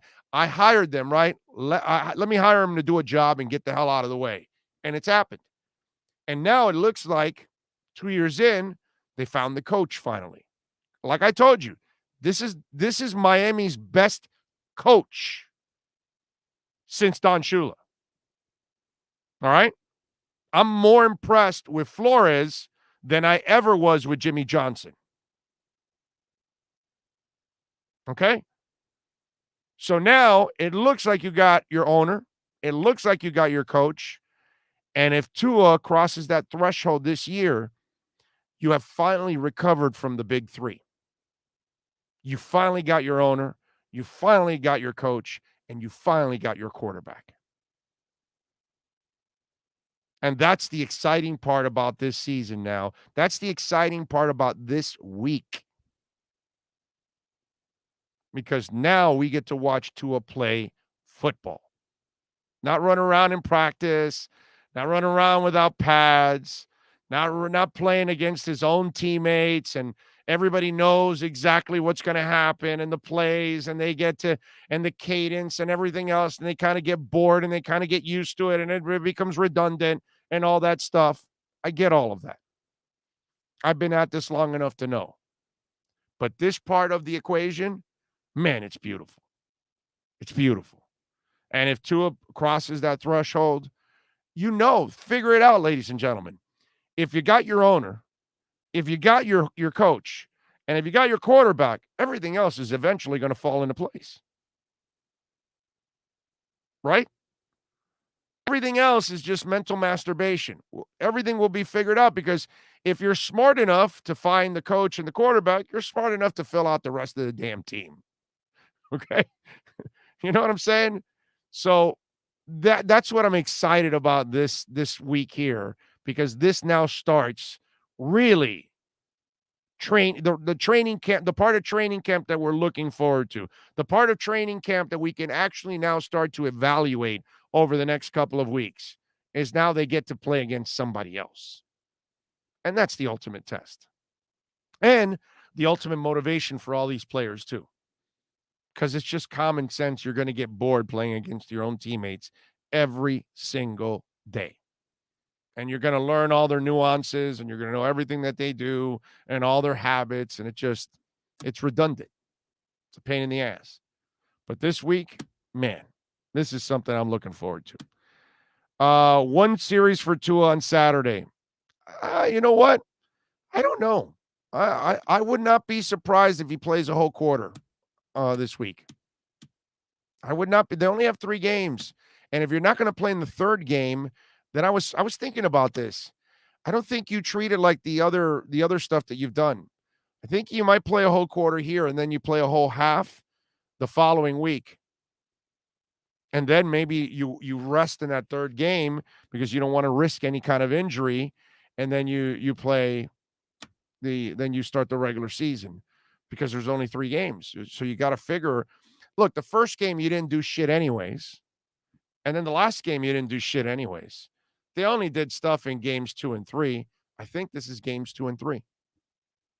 I think, what's the practices against Chicago is like your game 1. Basically. And so now, and you're going to play more than you normally would, which is great. But I think this week coming up against the Bears, I think you play a whole quarter, man. I think you play like 3 series, which will take you about a quarter. I think that's my guess. Again, this is all new to all of us. The coach isn't going to tell us jack shit. I mean, that's just the way he is. He doesn't say anything, doesn't give anything away, which I'm good with that. That's fine. I can deal with the surprise if we have to. It's all good. But yeah, we're in the unknown right now. So we really don't know. Oh, lots of Flores assistants have gone to other teams, so that proves coach is choosing the right personnel. Yeah, Herman, I've gotten to a point where I'm not worried about Flo. I just love everything about the dude, and he just seems to me like the guy that pushes himself more than we ever will, So I just think he's the right guy. Luisao Fuentes says, Big O, can we fire Pat Riley from bringing every year Haslam to the detriment of the Heat? How bad will the Heat, with all those old people, $50 million for a guy who can't shoot 3 points for bad? Were you saying that last year when they were in the finals to fire Pat Riley? Even when Udonis Haslam was on the roster? We're talking about the 15th man on the roster. When is the 15th man on the roster the difference maker for your NBA team? Think about that. Okay? Don't overreact, bro. And you know what it is? I tell Luisao Fuentes, like I would tell a lot of other fans that have come to me this way, I can disagree with some of the things Pat Riley does. The re-signing of Butler for $184 million. I'm not a fan of that. But I'm also not going to sit here and not be appreciative of what he's done for a quarter century now. He's brought us 3 titles. What is it? 6 trips to the NBA Finals now, right? How many Eastern Conference Finals appearances? A boatload. How many division titles? A crap load of those. How many great moments? How many championship parades? I'm good, dude. I'm good. I'm not doing what we did to Shula. I just told you we haven't recovered from Shula, Joe Robbie, and Dan Marino. I just told you that. And we were so quick to push Shula out the door. Oh, the game's passed him by. The game's passed him by. You know what? We were assholes. What we had to do was give the old man some time to figure out the cap, because the cap had just dropped. And that was a new thing that Shula was dealing with in his last couple of years.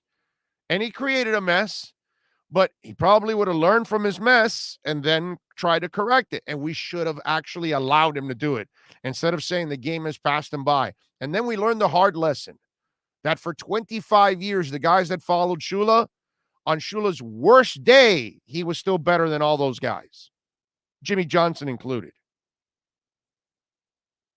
So we screwed up. We should have never pushed Shula out. We should have let Shula, after everything he's done for us, we should have allowed him to write his damn ticket whenever the hell he wanted to retire. And I promised myself that I would never do that again. And I'm not doing it to Pat Riley. I'm not doing it. He's brought us the same kind of enjoyment that Shula did. He's been as dominant as Shula has been, or was. Rest in peace, sir. So I'm not doing it to Pat Riley. Pat Riley, if he makes a mistake, we'll talk about it. I can critique him, but I'm going to back him up 1,000%. And Pat Riley, in my eyes, can write his ticket whenever the hell he wants. If he wants to leave to Long Beach at the end of this year, God bless you, dude. Thank you, man. Thank you for what you've done for us.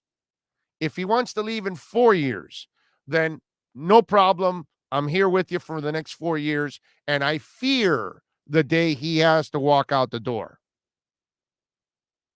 Fear it, my brother. Fear it. Because there's no guarantee you will ever experience that again. The day Shula walked out was the day an era ended, and an era that we all use as the crutch to the greatness of the Dolphins. Since then, the Dolphins have been pretty much an embarrassment.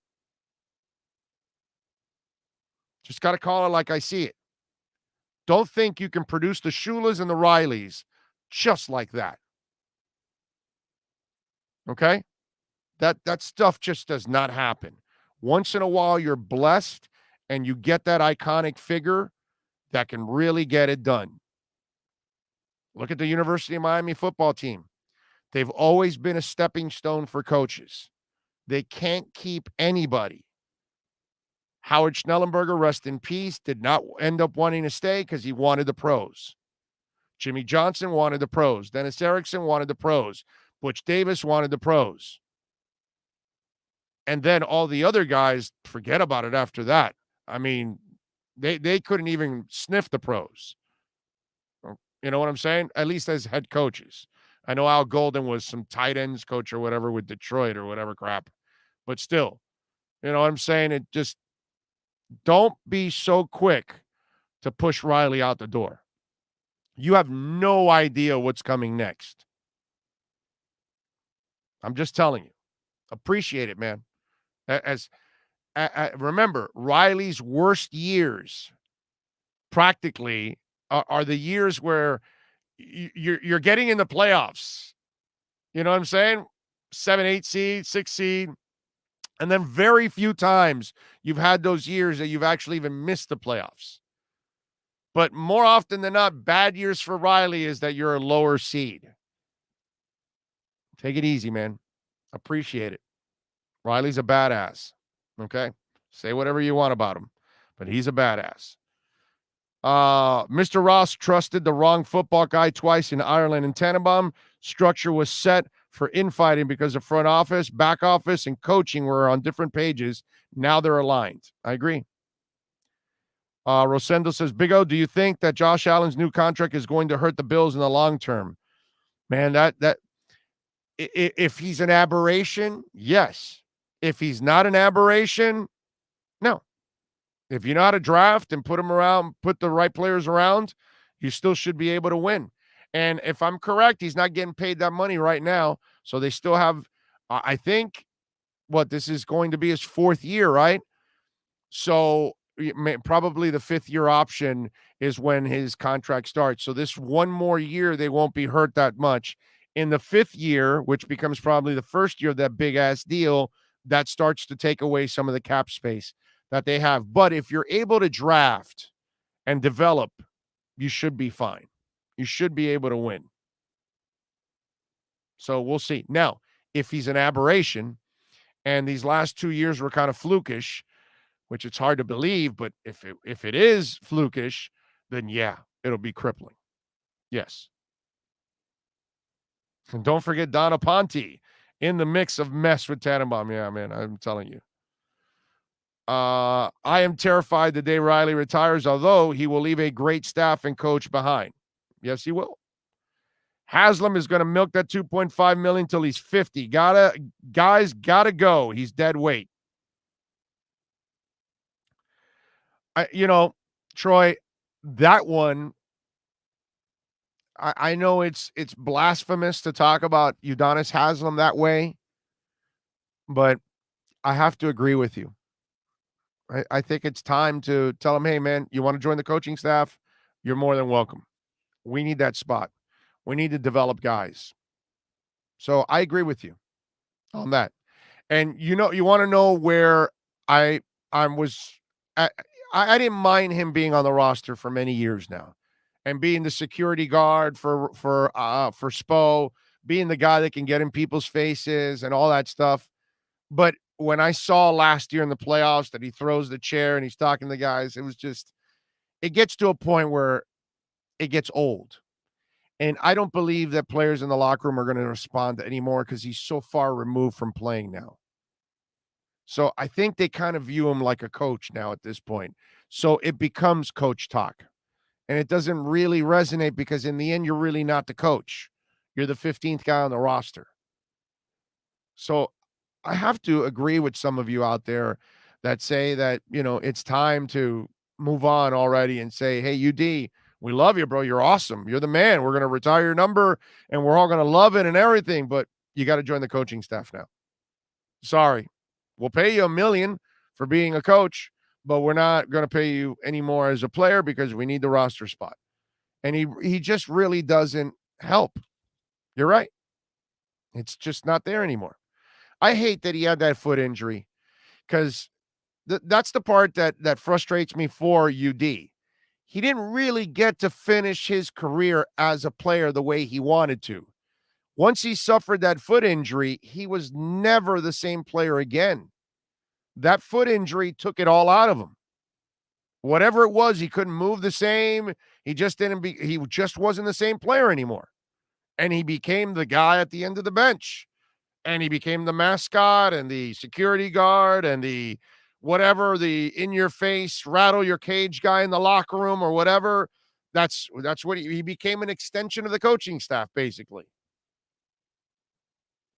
That part, I will say that I am frustrated for Udonis Haslam that he did not get to actually go out the way a warrior like him deserves to go out. So that part I do understand for him.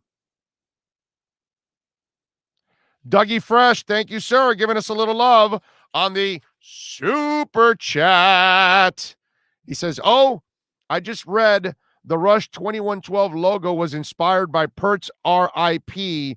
The red star represents collective mentality, and the man represents the hero, naked, forthright, facing challenges, and battle-tested. There you go. For those of you that don't know, you're just joining, you see the Rush lunchbox? Dougie Fresh gave it to me. Doug and his wife, Victoria. Am I right? Am I right, Doug? It's Victoria, your wife, if I'm correct? They gave me that lunchbox. For those of you that are, maybe you're new to the show also tuning in, a lot of this stuff back here was given to me by the listeners. Okay? So there you go. They have contributed to the look of the show. Some things obviously were my own, but we have been given some stuff like our Darth Vader, Ray, our Dan Marino there, Bob the Painter back there, Mike Schmidt. The lunchbox.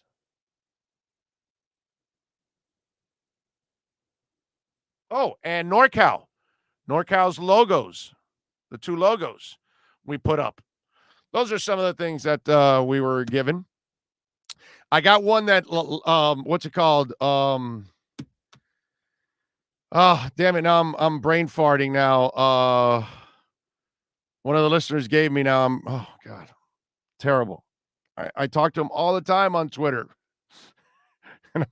I'm forgetting his name now, but he gave me a what's it called? A helmet that I haven't been able to figure out how to, it's kind of, it's tough to figure out how to put, but I got that there and I got to put it. My daughter gave me a couple things too that I can't even, here's one of them. She gave me a Mandalorian. I just haven't been able to put it in. See? It's badass, but it's ginormous, dude. So she knows I love the Mandalorian, and Star Wars, everything, because I got a bunch of Star Wars stuff in this room. But yeah, so it's hard, man. I got to get creative on how to put all this stuff up. Let's see. So Dougie, thank you very much for that lunchbox. I appreciate it, sir. And I feel kind of facing challenges and battle tested too. Rosendo says the problem with Shula was he was too loyal with his coordinators. Wayne told him to change his staff. He refused, so he had to go. Again, Wayne shouldn't be making football decisions. And that's all. He should let the football, legend make the decisions. That's where we screwed up. I don't want to tell Pat Riley what to do, bro. I may agree or disagree with some of the things that he does, but the results are there. So I'm not doing this. I screwed up the first time. I'm not doing this again. I don't mind Put Haslam being a coach. He should be a coach. That's what he should be. That's all. Put on a suit, travel with the coaches, and that's your next step. Have his ass coach the summer league, things like that. Breed him as a coach now. Teach him how to be a coach now. Probably knows a lot already, but you should probably teach him to be a coach because maybe he turns out to be a great coach. Charles Cooper says Sage Rosenfels. I'm not sure what that means. Needs a Dale Earnhardt jacket.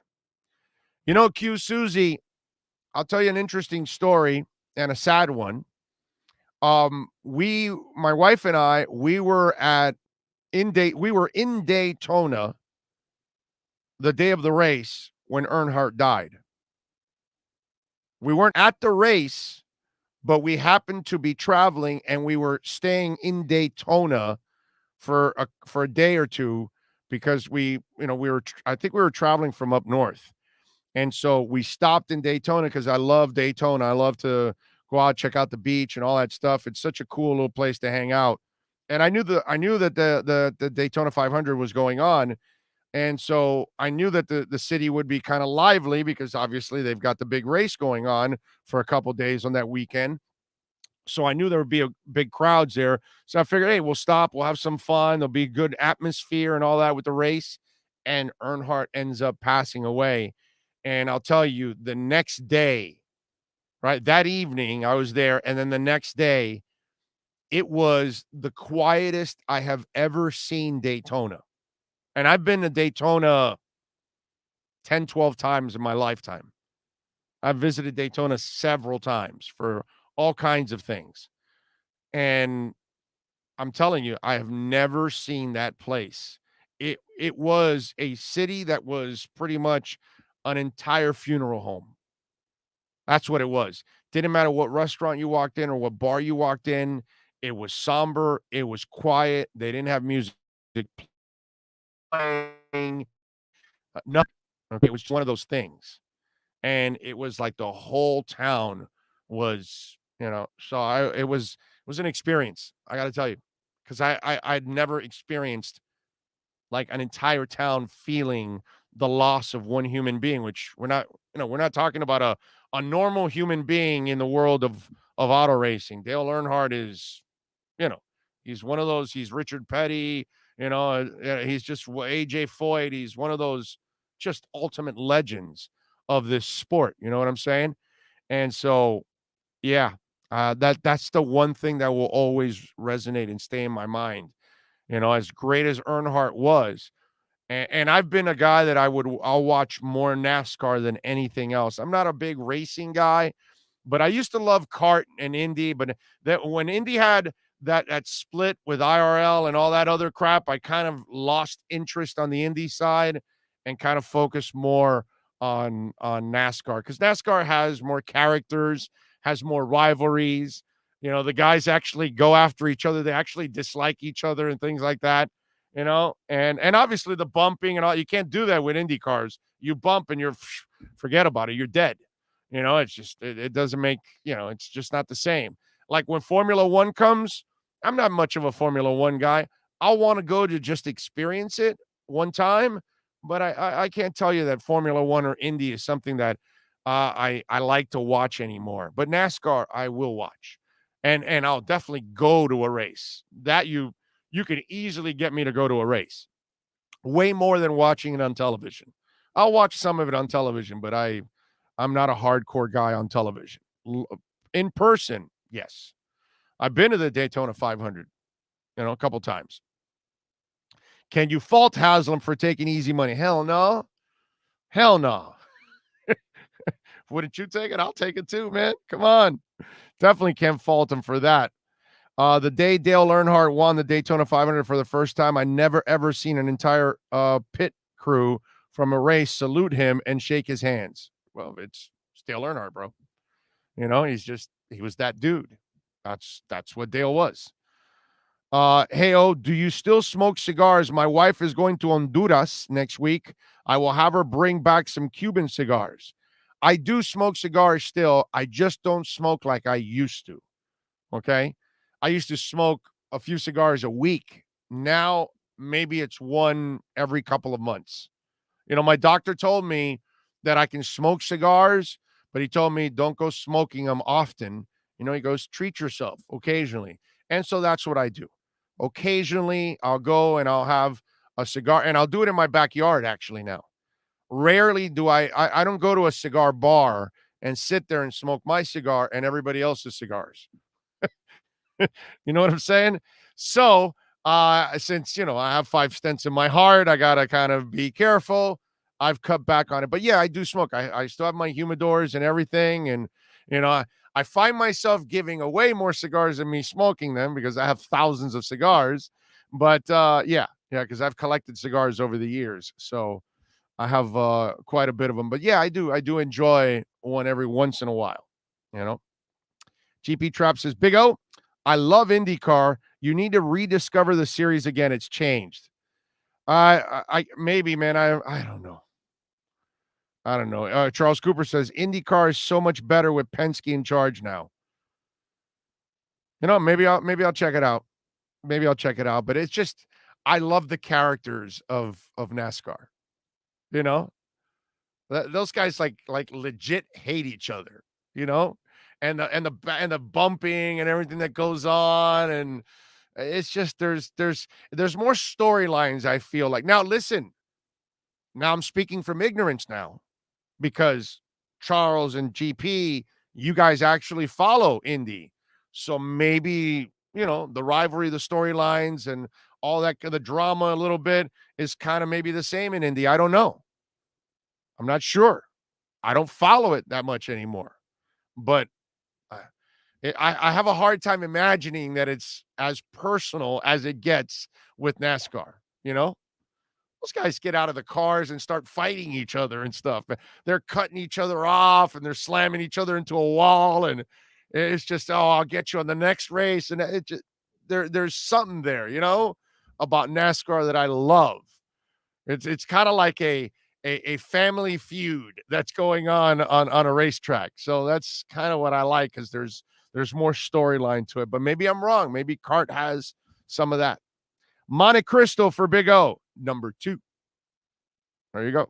Actually, the Magnus 50, the H.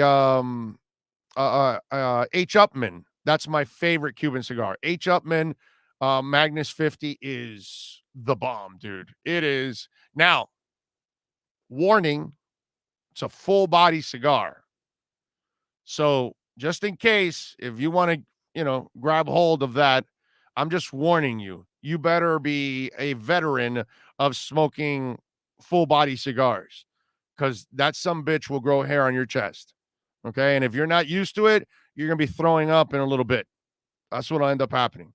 I know, because I've had some of my friends, in the past. It hasn't happened in a long time now, because things have changed the last couple of years with me in smoking. But I used to have friends over, right? And sometimes, no, I'll smoke what you're smoking. I'm like, yo, dude, I'm smoking a full body cigar. Let me start you off on a light body cigar, a Connecticut wrapper. Here you go. And no, dude, no, I can take it. And, I'm like, okay. So I give him a full body cigar, which I know I'm ruining the cigar, because he's going to smoke maybe a fourth of it. And he's going to realize, oh, crap.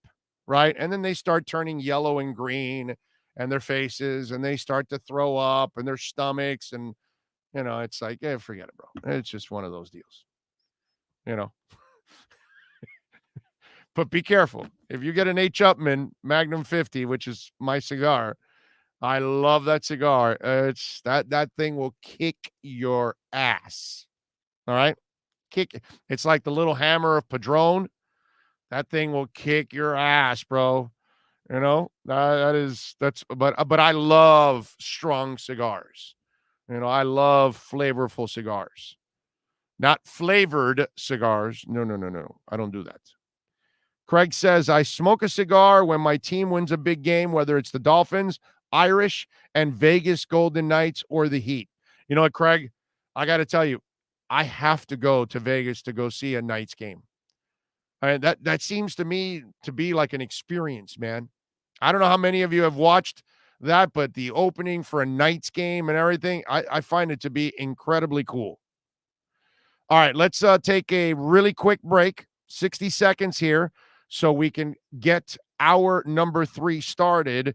And don't forget, Manny Navarro will join us at the bottom of the hour, 12:30. Manny Navarro will join us right here for the Canesware Miami Hurricanes report. There's no need to drive around South Florida wasting valuable time looking for a new or certified pre-owned Acura. Go to the #1 volume sales dealership in the Southeast United States. Craig Zinn's Acura of Pembroke Pines. Purchase with pace and space in a dealership tailored to your needs. From home buying to providing that personal touch. Contact the 2020 Satisfaction Award winner Craig Zinn's Acura of Pembroke Pines. 888-776-5123. That's 888-776-5123.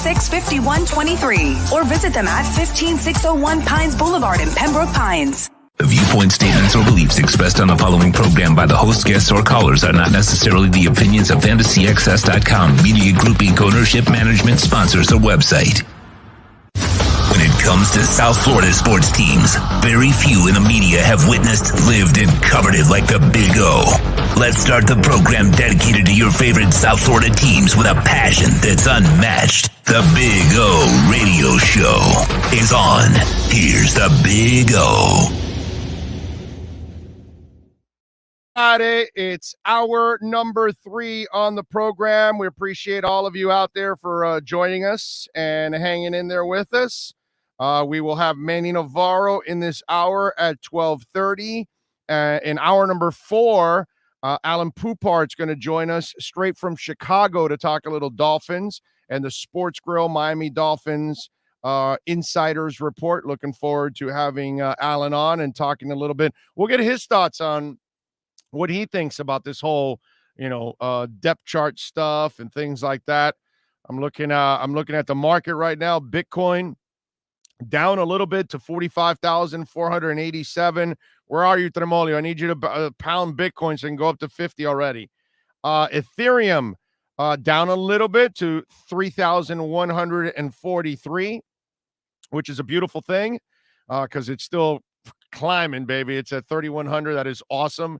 And those of us that love our Cardano is up to 157. I love it. So Cardano is climbing. It's a beautiful thing. And remember, Tremolio, I need you to pound on VeChain. I need you to pound on Matic, Stellar. Let's see what else. You know what the hell? You know what you should do? Because, I put a couple bucks in Shiba, and I would never don't invest in. I'm not telling you, any of you all, to invest in Shiba, okay? I'm just saying, because that's a crazy ass. That's not an investment. That's a total gamble. But since I've got my man Tremolio, please, Tremolio, slam Shiba like it'll never get to a penny, okay? Because if you do that for me, Tremolio, then there's a chance that Shiba will go to like 5 pennies, and I'll be doing this show from some kind of a Caribbean island every single day with the beach behind me, okay? Sadly, the beach will be getting closer to me every day because of global warming and obviously, icebergs the size of Germany melting in our oceans. That's, obviously a problem, but, it is what it is. But at least I can enjoy my last few days on an island that sinks because it gets covered up by water. But hey, but I'm going out my way. Now, you know what? Maybe I'll do it from Hawaii, and I'll do it off a mountain. That way I have a higher level of sea level, and maybe I can survive for a little while more. So we'll do that. But I need my man Tremolio to bash the hell out of Shiba, because then if it gets to like 5 cents, I am absolutely retiring, dude. Not from this show. I'm just saying retiring from having to worry about producing any money. That's all. I could just hang out and do the show, which is a beautiful thing. Big O, what ETFs are you in? I don't buy any of that stuff, dude. I don't know enough of it. So I just go into coins, bro. So I'm not the guy that gets the NBA top shots. I'm not the guy that gets any of that kind of stuff, bro. I don't mess with that stuff because I don't know enough about it, and I don't know which one of those things are going to end up being really valuable or not. And that's my problem. Those NFTs is what you're talking about. You put EFTs. I know you're saying NFTs. I know what you're saying, just in case, because now I'm saying it and I'm answering the question. And some people may think, what the hell is an EFT? And he means NFTs. But I don't know enough about NFTs. I'll be honest with you. I know everything about Cardano. I can tell you about VeChain. I can tell you about Polygon, bro. You know what I mean? I can talk about Crow. I can talk about Bitcoin and Ethereum. I can get into Stellar if you want. I know about all these other, legit companies and coins, but these NFTs, I'm sorry, man. I just don't trust it yet. And so I'm going to probably lose out. Some people like those punks or whatever that are just exploding, dude. People are paying $100,000 in Ethereum to buy those crypto punks. And I'm like, really? So I'm sorry. There's no way I'm going to trade in 100,000 in Ethereum for a crypto punk when I know that 100,000 in Ethereum is going to be $1 million for me in maybe another 2 years. Yeah. That's what I think Ethereum is going to go up. I think it's going to be tenfold by the time 2 years from now. So yeah, I would never do that. Did you guys see that AMC Theaters now is going to accept Bitcoin as payment to go in and watch a movie? Let me tell you something, okay? If you use Bitcoin to go into a movie theater, they should punch you in the face and knock your ass out. All right? I mean, seriously, you've got to be one stupid mofo, unless you're so filthy rich that it doesn't affect you. But the rest of us that are working hard, whatever Bitcoin you have, you never use it as a transaction. Ever. You save it. You let it sit there and collect and double and triple and quadruple and 10 times over the next couple of years. And if you need an emergency money, then you use it. If you need it for your family, you use it. Or you pass it on to your kids or something like that. That is generational wealth is what you're doing. It's an ascending asset. How are you going to give somebody an ascending asset for a descending asset, which is that stupid movie ticket or a car or a motorcycle or dinner or a t-shirt? What is wrong with people? Do they understand what Bitcoin is? Bitcoin is not for any kind of purpose of being a merchant. It's not for you to use for shopping.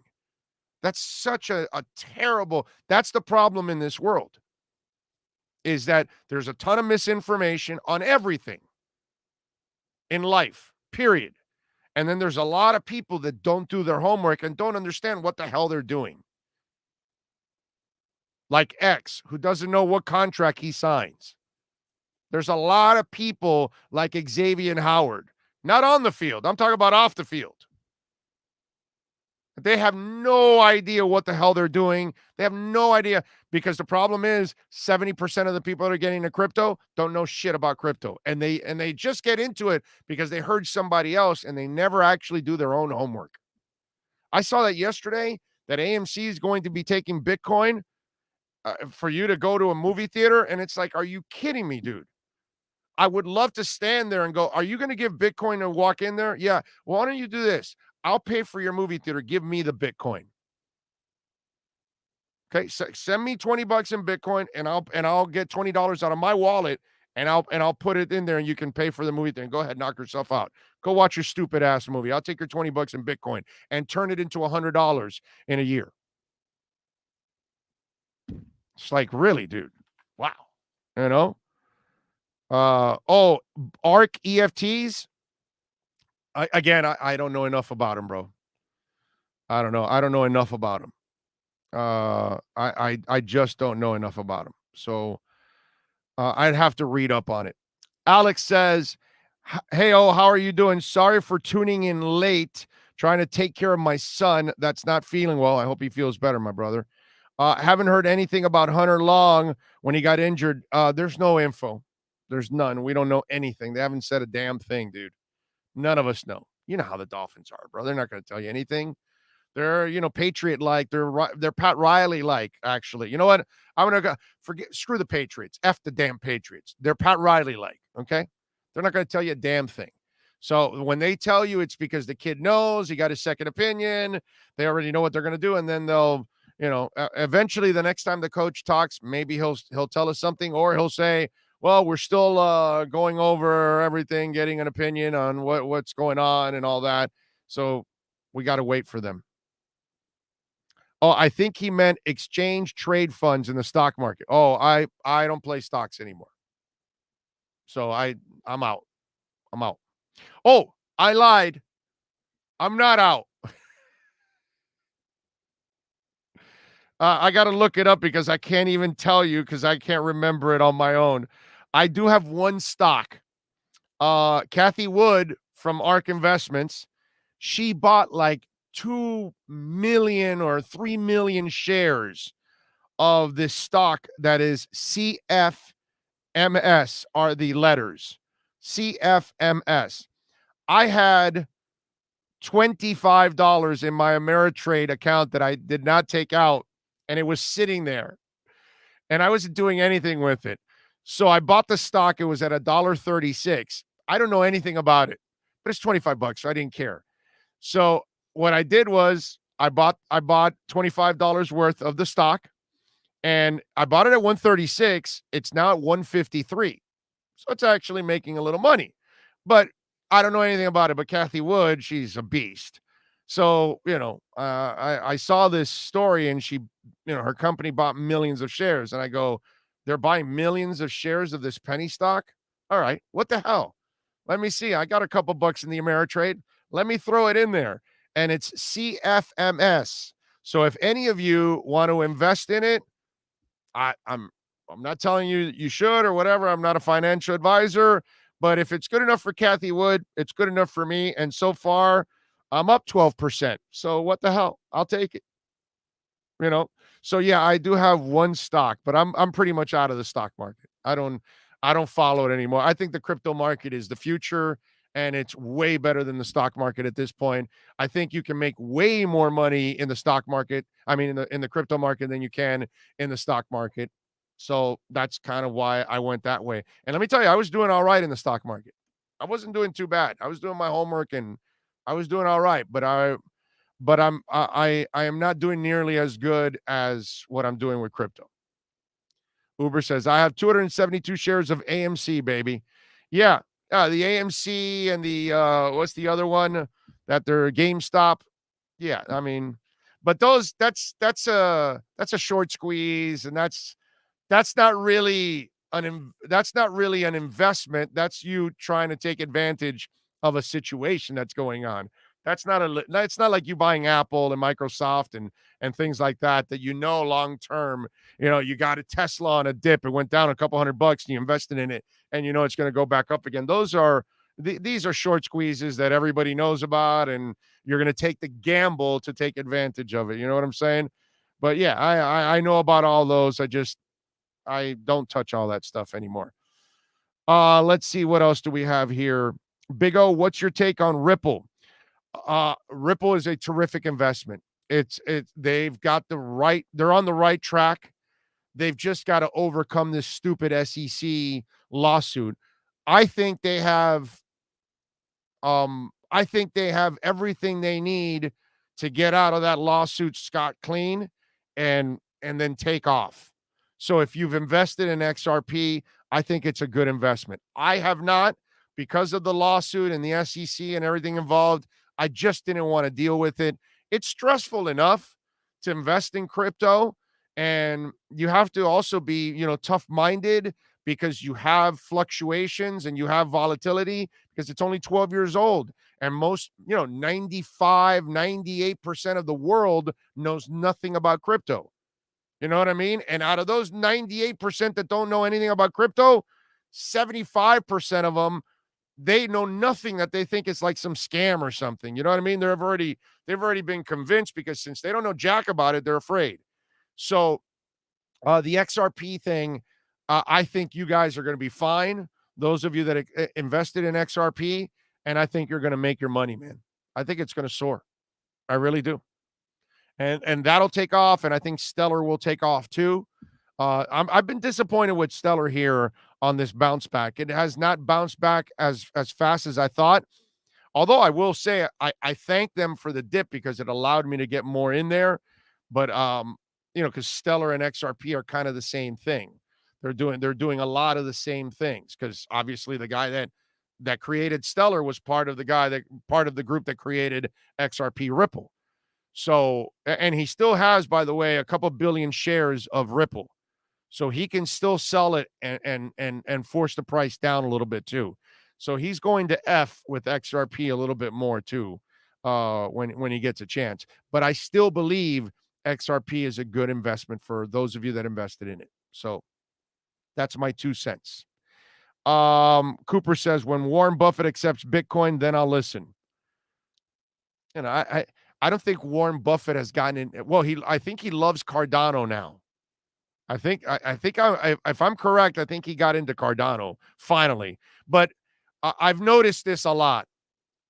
A lot of old people that are into the stock market, they really don't know much about crypto. They're not really into crypto. So they don't really know what's going on, actually, including Warren Buffett. Okay, Warren is so strong and set in his ways and everything that he's done, and he's a monster. We know that. Although I think his investment firm has lost a lot lately. I think his investment firm has been down lately. I'm not sure, but I want to say that I think he's suffered some setbacks here lately. But anyway, He's still a monster and a legend, and we all know that. But I don't think he really has gotten into crypto to actually know. You know what I mean? And I've seen that with a lot of older people that they're so set in their stock market ways that, they throw their half-ass opinion about crypto, but they don't know jack shit about it. They just don't know. They don't follow it. They really don't. Tremolio says CFMS is trading at 126 right now and selling off. It was a pump and dump. They reported terrible earnings 5 days ago. Well, it's not at 126 right now. Let me see. Is it? Let me see. Let me refresh here. Let me pull down to get an update. Maybe I haven't refreshed. I see it at 153, but you might be right because maybe I just opened it and it wasn't refreshed. Not refreshed. It says 153 right now. Let me look it up in my Webull account. Let's see. No, you're right. It's down to 127. You are correct, sir. I guess, why doesn't it update on my Ameritrade? So they dumped it at 153 is what they did? Oh, there you go. See, that's why I told you. I don't know anything about it. I just threw my money away on it. Tell you, I don't play the stock market. If I know about something, I'm going to tell you what I know. If I don't know about it, I'll openly tell you, hey, man, I don't know jack about it. So I told you, I saw she bought a bunch. I said, hey, what the hell? I got a couple bucks in there. Let me just throw it away. And there you go. Apparently, according to Tremolio, and I know he plays the stock market. He doesn't know jack about crypto, but he knows the stock market. I know that because everything he tells me about crypto, it's completely opposite. Again, Tremolio, please rip VeChain. Please rip Ethereum. Please rip Bitcoin. Please do me a favor. I need you to rip those because they go up every time you rip them. So do me a favor. Let's see what else. My brother-in-law is a multimillionaire from Bitcoin, sold off half at 60K, but still actively buying back. Smart, because it dipped again. When it gets down to 28, he probably bought a bunch. There's a lot of people that did that, man. And that's why it's bouncing back. And it'll go up now to like 70 or 80 eventually, and then it'll have another dip. But it won't be like a lot of people thought, oh, it's going to go to 20, it's going to go to 15, it's going to go to 10, all that. No, dude, that's 2018. You're living in the past. It's not going to go that far anymore because there's too much money involved, and 60% of the Bitcoin never moved. You know that the people that have had Bitcoin for over a year, they haven't sold anything. They haven't sold a penny of Bitcoin because they're hanging on to it. Cardano, 72% of Cardano is staked. 72% of the Cardano that's out in the market is staked. There's only 13% of Bitcoin available out in the open public. But people don't follow that. They don't know. They don't know that Ethereum is becoming a deflationary product. They don't know about those kind of things. They don't know that that all these exchanges are running out of Ethereum and Bitcoin. They have less and less to sell, which means it's going to jack up. It's going to go through the roof. But again, you got to follow it. If you don't follow it, you're not going to actually know what the hell's going on in crypto. Crypto's a whole different monster, man. Big O, do the Dolphins practice today against the Bears or tomorrow? No, I think it's tomorrow, right? Or no, it's today, isn't it? I think it's today, actually. We will talk to what's it called? Poopart at 1:30. So we'll get into that. You know what? Now you got me confused. Actually, I thought it was today, actually. Let me see. I got to look it up now. Not a good time to look it up. I'll do it on the top of the hour break that we have. CFMS is up 90% year to date. Take that all day and twice on Sundays. Hey, bro, I don't know. I don't follow it, man. I just put a couple bucks in there, and I know it went up, but now it went back down again.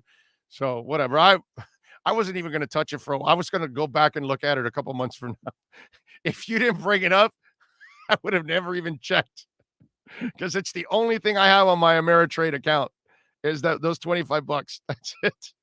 Because I sold out all my stocks and I moved over to crypto. I moved everything to crypto. Okay. So it was just, I kind of gave up on the stock market and went in the other direction because I feel it's more of the future, actually. 2 days off yesterday and today. Oh, 2 days off. Oh, it's yesterday and today? What? Oh, I see. You're saying that they're off yesterday and today, so they start Wednesday. I got you. Thank you, Tremolio. So apparently Wednesday and Thursday are the practice. Well, it makes sense because if Allen is traveling today, he's not going to be traveling the day of the practice because the practices would be going on around this time. So that would make sense that he's traveling over. Ooh, breaking news. Cuomo has resigned after state attorney general says he violated sexual harassment laws. But, wow, really? Like, took this long? Jesus, dude. I mean, that dude's disgusting. Get rid of his ass. You know who they got to get rid of? They got to get rid of that Portland mayor.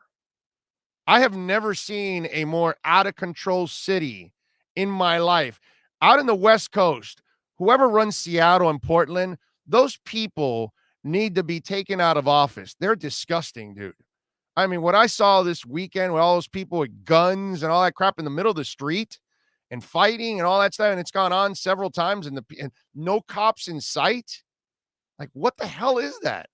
They just allow their city to get rioted and torn down. And in New York, they got a guy that's just sexually assaulting women left and right. The hell is this? How come we have so much trouble to get rid of these losers? If you can't do the job, get rid of these losers. I don't give a rat's ass what side of the fence they're on, and I don't care about any of you if you're a Democrat or a Republican and you take it personal. Give a rat's ass. What's right is right. What's wrong is wrong. Period.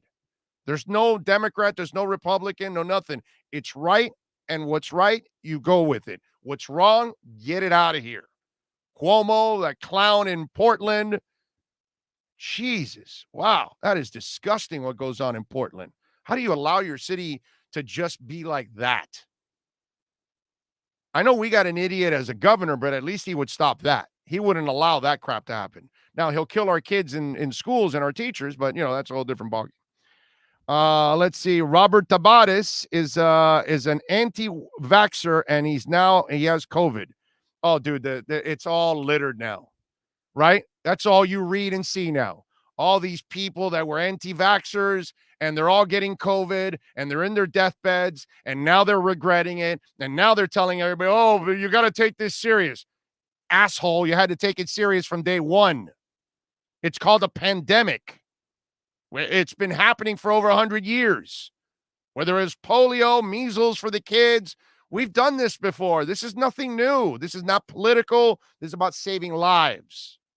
Problem is too many. It's the interesting part. Can I tell you something that will be disturbing for some of you out there, and you're going to end up getting pissed off, and I'm going to end this conversation already because I don't want to make it all political. It's funny how one side has been so anti-vax, and what they're doing is they're actually killing their own people.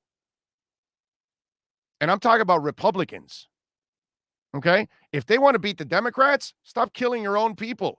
They have less Republicans to vote now because those are the people that are dying more than anybody else because they're the ones that fell for all the FUD out there.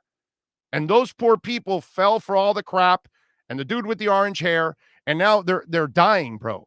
We're losing Americans. I don't care if they're Republicans or Democrats. We're losing human beings for no reason at all. All you need is a vaccine. Just like kids needed it for measles. Just like we needed it for polio all over the world. There's no difference, dude. Stop politicizing this crap. Let's not kill human beings, bro. That's what we're doing. I mean, Republicans are going to end up losing every race because they're killing their own people. Because most of those anti-vaxxers are Republicans. It's crazy, dude. I don't get what's going on in this country. In the world, period. I'm sorry. I don't get what's going on in the world. Because you have your anti-vaxxers all over the place. Like, you think every government got together, hey, let's kill our people. Let's feed them a vaccine that will kill everybody. What the hell's wrong with you? They're going to track us. There's magnets. I mean, it's like this QAnon stuff. And then you feel bad because all these anti-vaxxers, now they're in their deathbeds like that talk show host that were all against it. And then once they get hit with it, then they believe it actually exists. It's the craziest thing, dude. Craziest thing. So I'm done with that. Some people say they'd rather get they'd rather die than get the vaccine. When you get sick, don't go to the hospital. No, that makes no sense, but whatever. Eric EJD says V-Chain Fuel, VThor. Yes. Actually, yes. I have the cigar I mentioned, by the way, is the H. Upmann Magnus 50. Best Cuban cigar in my eyes. Okay? For those of you asking. As for VThor, which is what you're asking, I am in VThor. The VThor token. Right now it's at 0.0073, so it's at 100th of a penny. It hasn't gotten to a penny yet, but remember, if you follow this like I do, this thing was at it was a penny at one point. I think it was actually, wait a minute, let me see. At the peak, it was at 2 pennies. So it's going to go back up again because VThor is the coin that powers VChain. Okay, now VChain is the one you want to invest in, but VThor also you can invest in, and it's super cheap, and you can turn a quick profit once this thing starts climbing. Which right now, obviously, it's climbing right now because crypto's been climbing over the last week. Now it's been bouncing back in a big time way. So I like it. Now, I'm not telling you it's the greatest investment out there. It's a solid investment, right? That one, I have it, but it's a solid investment. I don't have a lot in it, by the way. It's not like what I have in VChain. VChain, I'm committed to VChain. Okay? Committed, big time. And by the way, if you're not staking your crypto, again, something that you really can't do with stocks, which that creates another income for you. You are missing out. So yes, Eric, VThor, I have a little bit in it. Yes. What else do we have here? As long as we make vaccines mandated, we should mandate voters to show their ID so they can vote. No, I don't know. I just want to get everybody healthy. I don't want to see people dying anymore. It took us decades to eliminate polio with a vaccine. Can you imagine if we keep going trying to eliminate a pandemic without a vaccine? That's just not right. Should the Dolphins let go Adam Shaheen because he doesn't want to get vaccinated? So let me ask you something, Josh. Should the Ravens let go of Lamar Jackson? That guy's gotten COVID twice and he doesn't get vaccinated. Listen, in the end, and I hate to say it this way, no pro athlete has died from it yet. And I say yet because I think eventually it's only a matter of time. It's the numbers, and when that happens, that will wake up the rest of the pro sports world. And then whichever anti-vaxxers are left, they probably will then finally get convinced. But, the best part is none of them have any proof whatsoever of what stance they're taking. Meanwhile, the facts are 99.9% of the people dying are not vaccinated. It's crazy stuff. All right, give us a minute here. We are going to get our Canesware Miami Hurricanes report. We will do that when we come back. We are going to have Manny Navarro, baby, and the Canesware Miami Hurricanes report. It is coming up right here with the man, the myth, the legend, that is Manny Navarro. If you're a Miami sports fan, then there's only one store to go to, and that's Canesware at Miami Fanware in Davie. They're your one-stop shop for all your inner Miami CF, Canes, Dolphins, Panthers, and Marlins merchandise. They have hats, t-shirts, game day jerseys, and so much more. Located at 2511 South University Drive in Davie, and open 24/7 online at canesware.com or innermiamiwear.com. Call them at 954-835-5597. Canesware, the spot where Inter Miami and all Miami sports fans shop. The viewpoint statements or beliefs expressed on the following program by the host, guests, or callers are not necessarily the opinions of FantasyXS.com, Media Group Inc. ownership, management, sponsors, or website. Time for Canes fans to get what they want. Information, insight, and perspective. It's the Canesware Miami Hurricanes Report with Manny Navarro. Exclusively on the Big O Radio Show. Here's Big O and insider Manny Navarro. All righty, we are ready to rock. We are ready to roll. Manny Navarro is here for our Canesware Miami Hurricanes report. And, of course, you can follow my man Manny on Twitter at Manny_Navarro. Catch him, of course, here twice a week, Tuesdays and Fridays. And also, we want you to subscribe to The Athletic. It's incredibly affordable, and the coverage is absolutely awesome. They do great work. And obviously, Manny leading the charge here locally, as always. Manny, how you doing, my brother? How you hanging, baby? I'm doing great, Big O. I'm getting ready to head back down to Coral Gables a little later tonight for the continuation of camp. We got a chance to watch Friday and Saturday, and then Manny Diaz closed things up to us on Sunday and Monday. But we'll get a chance to watch 40 more minutes today in pads. So I'm looking forward to that. All right. How did Derrick King look to you? Yeah, I think he looked like himself. You know, I really didn't see much of a difference. I think it was important for him to cut on that knee. He did that the first day of practice, had one of those read options where he kept the ball and basically, you know, planted down on that knee and made a move to get past somebody in the secondary. And, you know, he looked just as good as he did last year to me. I think, you know, all of the worries and concerns are obviously merited, right? There's all reason to worry about a guy coming off of a torn ACL and torn meniscus. But I think as far as, you know, getting through the first few days of practice and looking like Derrick King, I think he certainly looks like Derrick King. Okay. All right. Did any of the receivers stand out to you? Because obviously we need some receivers to step up big time. Yeah, I think this Keyshawn Smith kid, who I've been telling you about for over a year now, the kid out of San Diego, I think he's every bit of the great player that Miami's hoping he is. You know, he's a guy who was tearing it up in practices last year. And then, you know, he gets to the springtime and he has like an ankle or foot issue. So he doesn't really get to play the entire spring.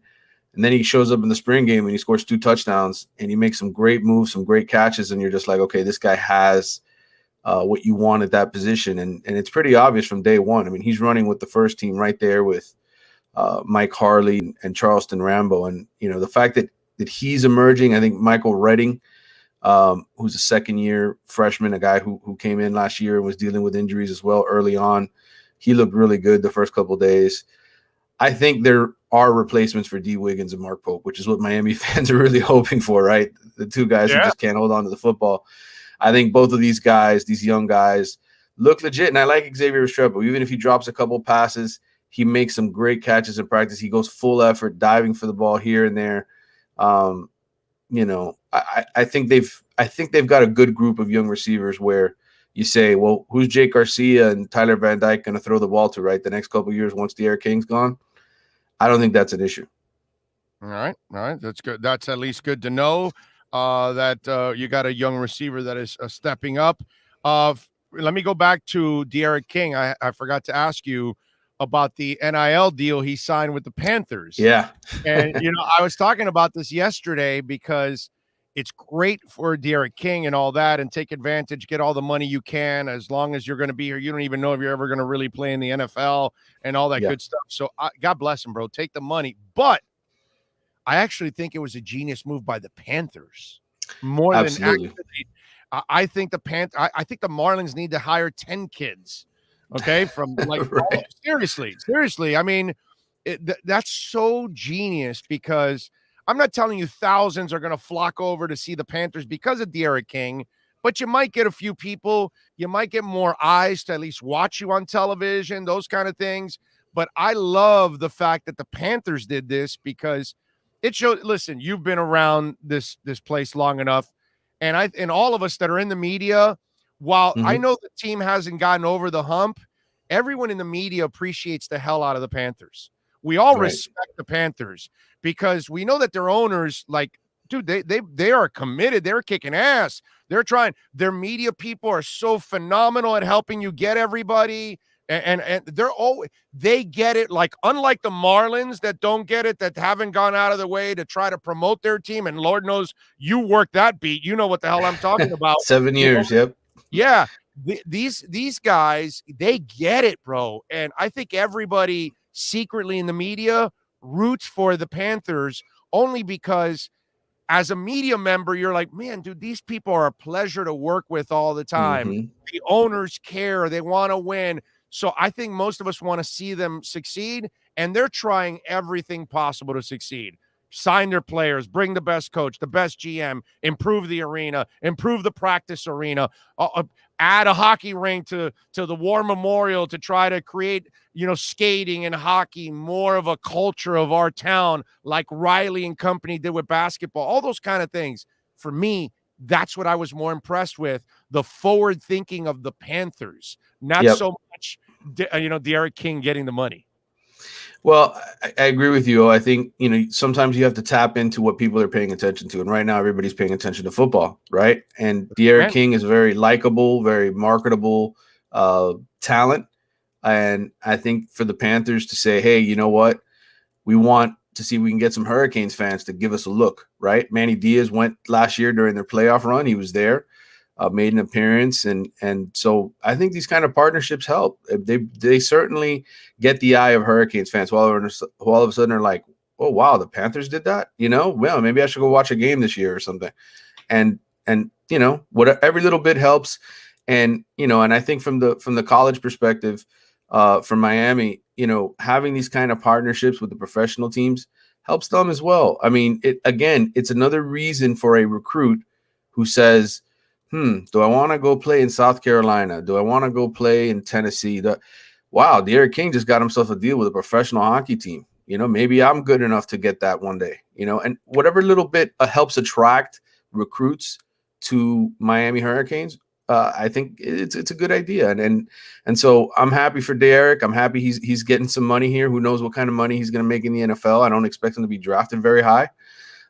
If he's drafted at all, especially, he's playing quarterback. I would tend to think he's probably going to switch positions at the next level. But either way, he's making money and he's making inroads, more importantly, because here's a guy who looks at the college game, looks at NIL and says, this might be a profession for me. Maybe I'm a guy who becomes an agent, and helps athletes down the road.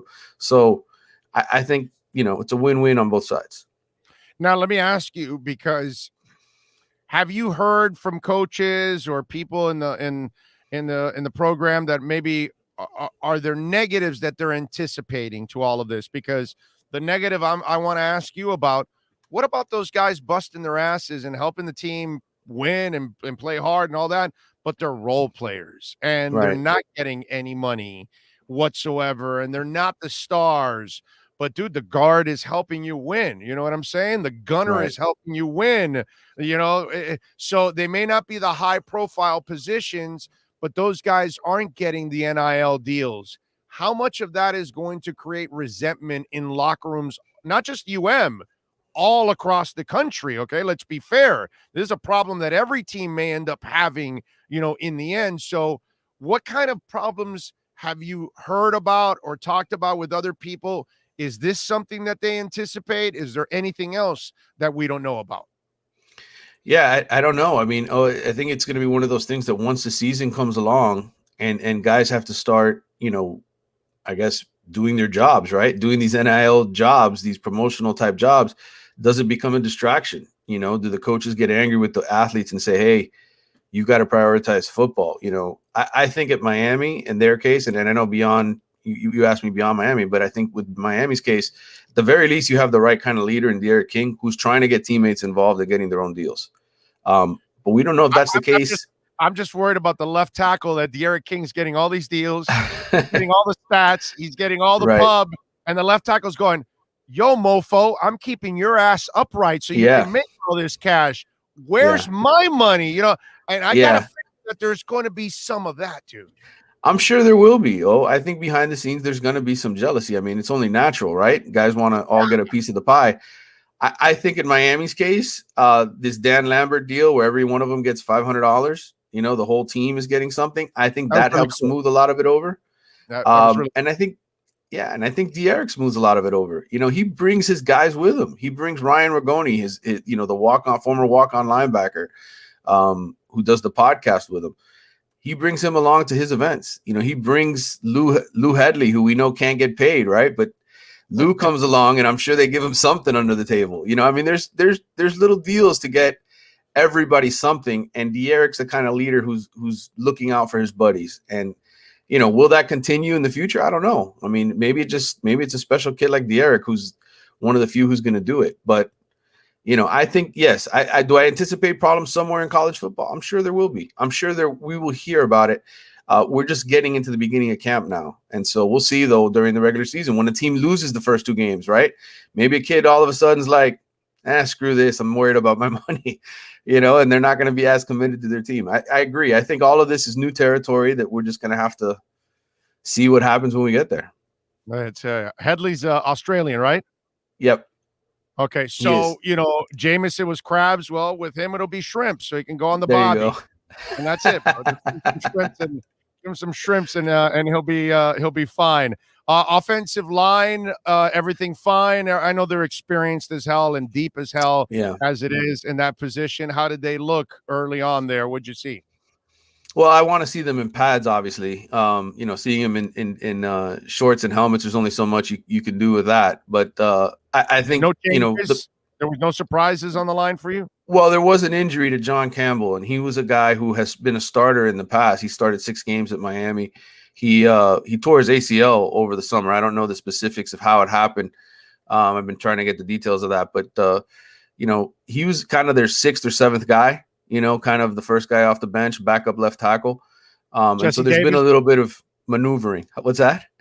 I said Jesse Davis of UM. Is that what he is? Yeah, I mean, that's where you have depth, right? It's guys like him. He's the guy who comes in when Zion Nelson, rolls his ankle or whatever, and he has to sit out a game or 2.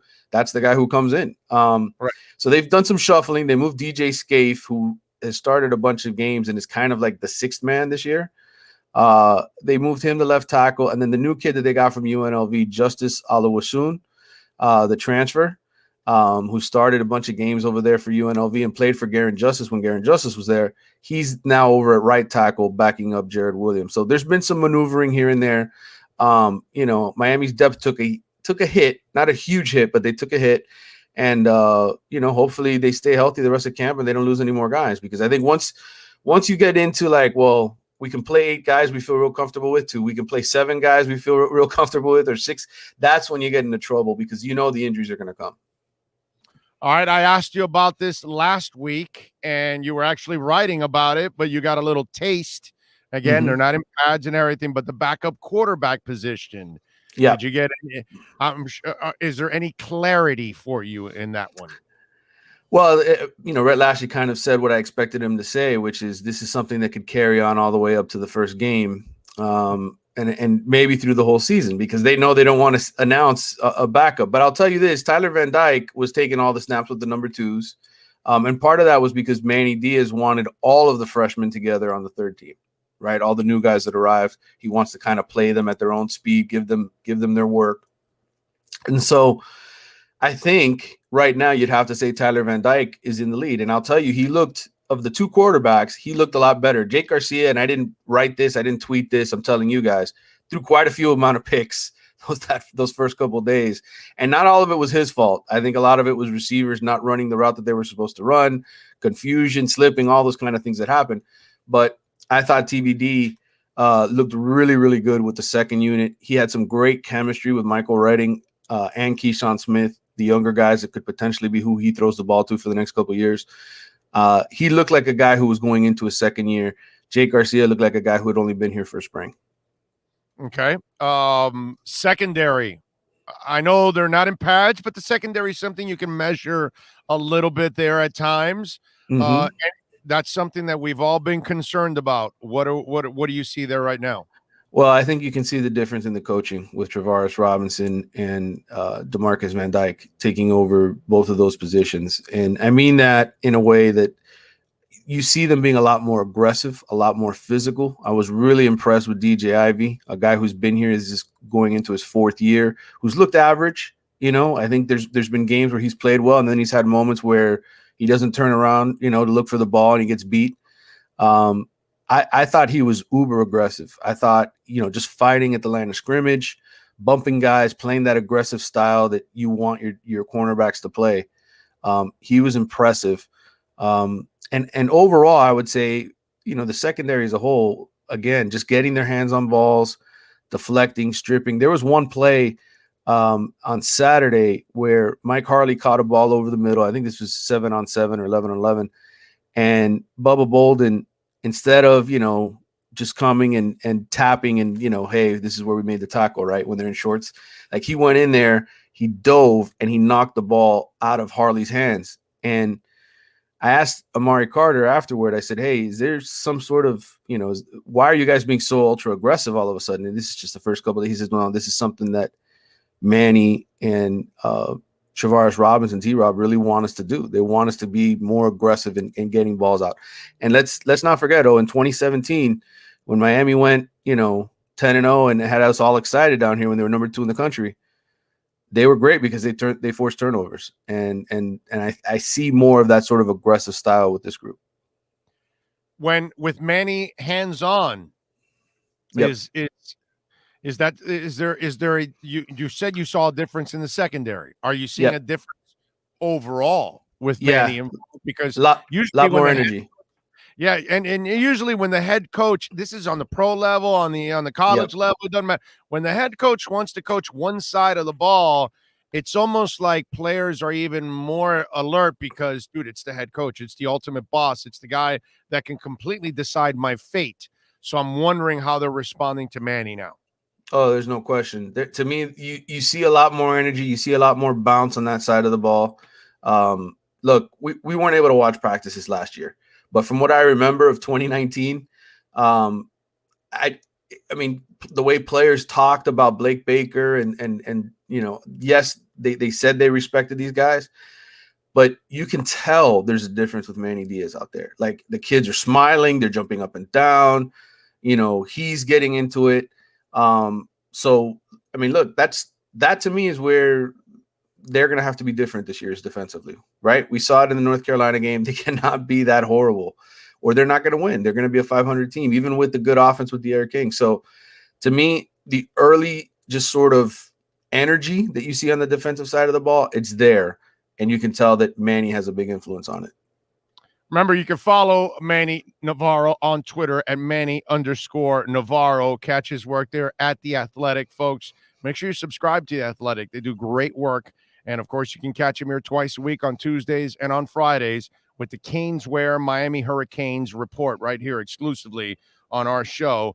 All right, Manny, when we look at damn, what was I going to tell? Oh, the tight end. Our boy, what's his name? Will Mallory. Mallory. I saw some sound bites and all that. I get the feeling that this is a kid that it's kind of like Release the Kraken.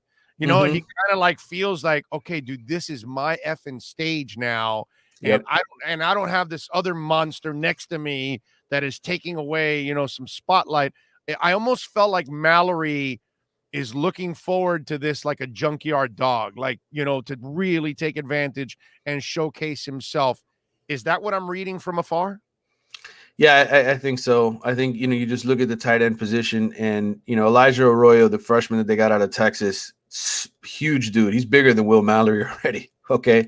But, this is his freshman year. Is he going to be ready to really learn how to block the way a tight end needs to block? Is he going to, do all of his assignments the way that he needs to? There's not a clear-cut number 2 tight end this year. And, Brevin Jordan, when he was here, always had Will Mallory, right? It was kind of him and Will together. So I think from a statistical and dollar signs approach, right, I think Will Mallory's licking his chops because he knows he's probably going to have a huge year statistically for the Hurricanes. So, yeah, I agree. I think I saw the same thing you did. I saw a kid who's excited that he's going to be able to be the man finally. He doesn't have Brevin Jordan in front of him anymore. And and it was nothing personal with Brevin. They were very good friends. But let's face it, man, Brevin went in the 5th round. I think Will Mallory with a huge season, showing people that he's dependable and healthy and can block and be a better player than he's been so far. I think he's the kind of guy, that position in football nowadays, so valuable, right? Yeah, man. If you can catch, bro, come on. Are you kidding me?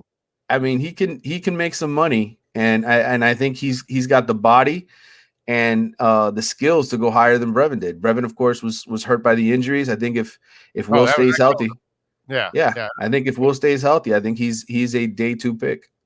Yeah, Brevin probably would have been easily a 2nd round pick if he doesn't have an injury history. Easily, maybe even first, first with the kind of skill set that he has.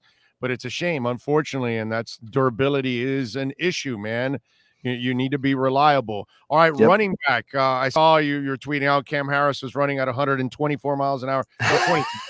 At 24, Although I was laughing where Derrick King was like, no, man, I needed to get out in the open field so I can hit 21 miles an hour or something like that. Saying, which was kind of funny. The running back spot, that's one where we know the very talented young guys that are behind Cam. I know, again, no pads, so it's tough. And now when you get pads and you start to see it, you'll get a better feel. But what are you sensing right now with the 2 young guys behind Cam? Well, I think, the coaching staff wants to definitely have, 2 guys that they can rotate, keep each other fresh. And then ultimately, I think in the 4th quarter, it's about, who's the hot guy. You ride the hot hand in the last quarter. But I think initially, Cam physically looks the part. I mean, he's up to 214 pounds now. Bruce Feldman came out with his freaks list yesterday, the 101 freaks in college football. Cam Harris was number 50. Him and Jordan Miller, Miami's defensive tackle, were the only 2 Hurricanes that came out on the list. But you look at his numbers, it's ridiculous. And, supposedly ran 23 miles an hour in a game last year, according to what Miami's people have said. I know I tweeted out 24. It was supposed to be 20. I misheard when they shouted out the number.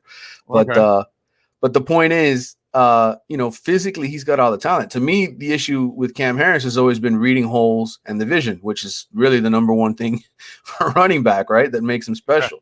So, I think he starts. I think he plays the majority of the lead role early in the season, just like he did last year.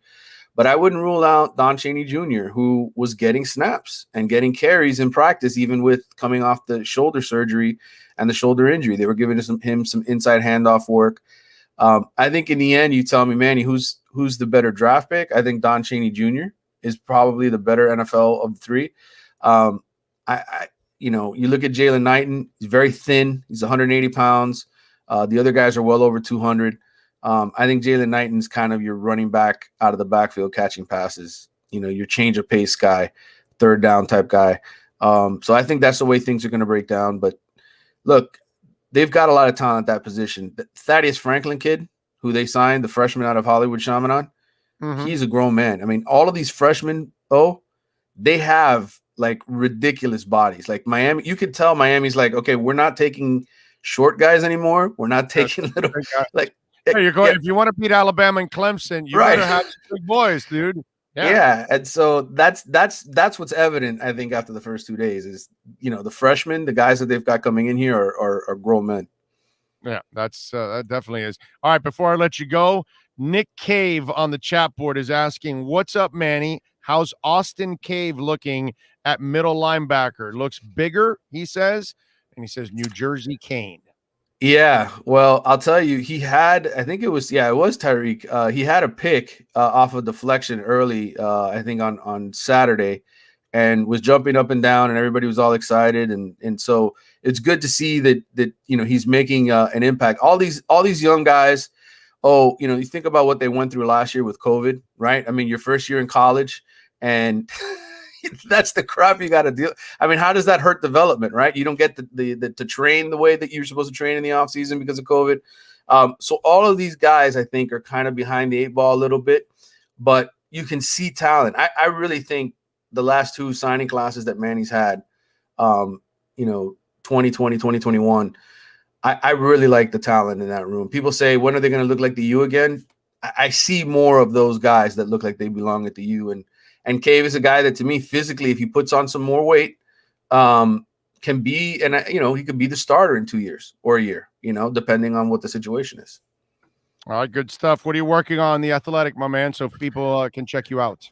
Yeah, well, I just put out a new podcast, the Wide Right podcast. I put that out. I recorded it last night, and it was about an hour and a half of Hurricanes conversation on Manny Diaz and Bobby Bowden, and I kind of raised the question, can Manny be a Bobby Bowden at Miami? Could he be a guy who settles into a role where he's maybe the stability, the stable force that Miami's never had at that position? If he wins, yeah, he has everything else. If he wins, yes. Yeah. Because he has the personality. He's a Miami guy. He knows the program. He bleeds the program. He could be a lifer, actually, I think, if he does it. But he's got the one thing left. He's got to figure it out on the field. That's it. Absolutely. I think he's got and that's what we talked about, is all the ingredients as far as hiring the right coaches, changing the scheme, the way that he's, changed the recruiting department. He's modernized Miami in a lot of ways. Now it's just about winning. And, if he can get that right, I think he has that future, that potential future where he could be here, 15, 20 years and maybe win a couple championships. We'll see. Yeah. The only thing I will say is he's now getting into dangerous territory as a head coach, because I'll tell you from my personal experiences, I love Manny. I wanted him to come here. Obviously, I was fine with them giving the $4 million to get him here because I thought he was the right guy. Loved him as a defensive coordinator. Love his enthusiasm. Love his off seasons. Love when he talks. But the problem is now that the last couple of years, the talk has not matched what's gone on the field. So all of a sudden now, when he talks, I am the peanuts and I'm in classroom. And all I'm hearing is wah, wah, wah, wah, wah, wah, wah. And that's my problem that I'm running into with Manny. And if Manny doesn't start to show the substance on the field, everything else he says and does in the off seasons will just fall on deaf ears when it's all said and done. You know what I mean? And that's my problem with Manny. And I'm sure that other people are getting to that point where they feel they're Charlie Brown sitting in the teachers, thing, wah, wah, wah, wah, wah, wah, wah, because it's becoming all talk and not enough show out on the field. And to me, that's the last part of his equation. Everything else looks fine, dude. And whatever problem they have, he fixes it every offseason. It looks like he addresses it all. It looks like now that the recruits are getting better, like you're telling us about. They're bringing in these mammoth human beings, and all we ever hear is people say, I stepped out on the field and I looked at the Clemson players and I looked at the Miami players and I said, oh my God, I stepped out on the field. I look at Alabama players and I look at Miami players. I'm like, oh my God. So all of a sudden, all these things are changing. You're doing it, but the results are still the same. And to me, that's the last part of his equation that he needs, dude. That's all he needs. That's it. You're right.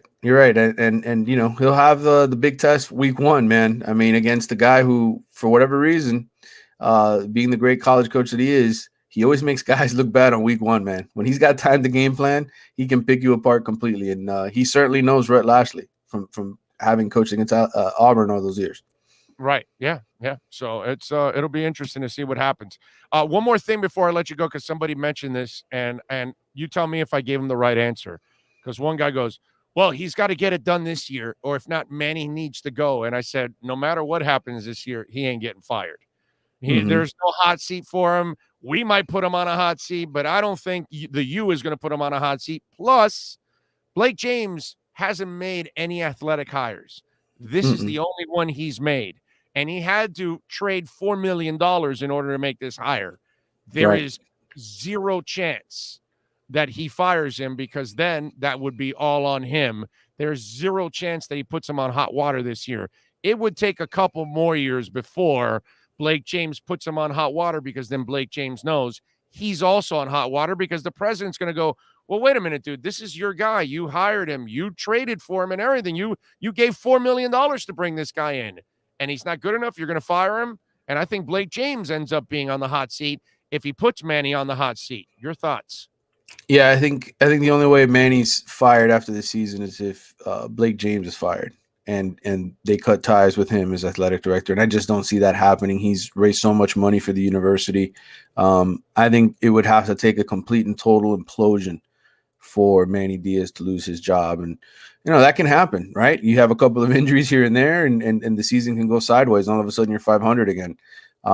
But I just think, or he becomes Andrew Cuomo Jr. or something, and then right, something like that, some off the field right. issue, right? Yeah. I think that's it, and he's got 2 years left after this season on his contract, and we'll start hearing about an extension. In my opinion, I think by the time this season is ending, we will start to hear that conversation, simply because if he does well and they win 10 games and go to a major bowl or do what they need to do, get some guys drafted in the first round and develop players, then he's everything you want him to be. You just need him to, get to the point where he can beat Clemson. Follow him on Twitter, Manny_Navarro. Catch his work there at The Athletic. And, of course, catch him here twice a week. He'll be back on Friday. Manny, as always, you're a stud, my brother. Thank you for taking some time. Big O, thanks for having me, man. Look forward to seeing you, talking to you on Friday. You got it, baby. Be good. There you go. The great Manny Navarro. Good stuff there. Always love having Manny on the show, baby.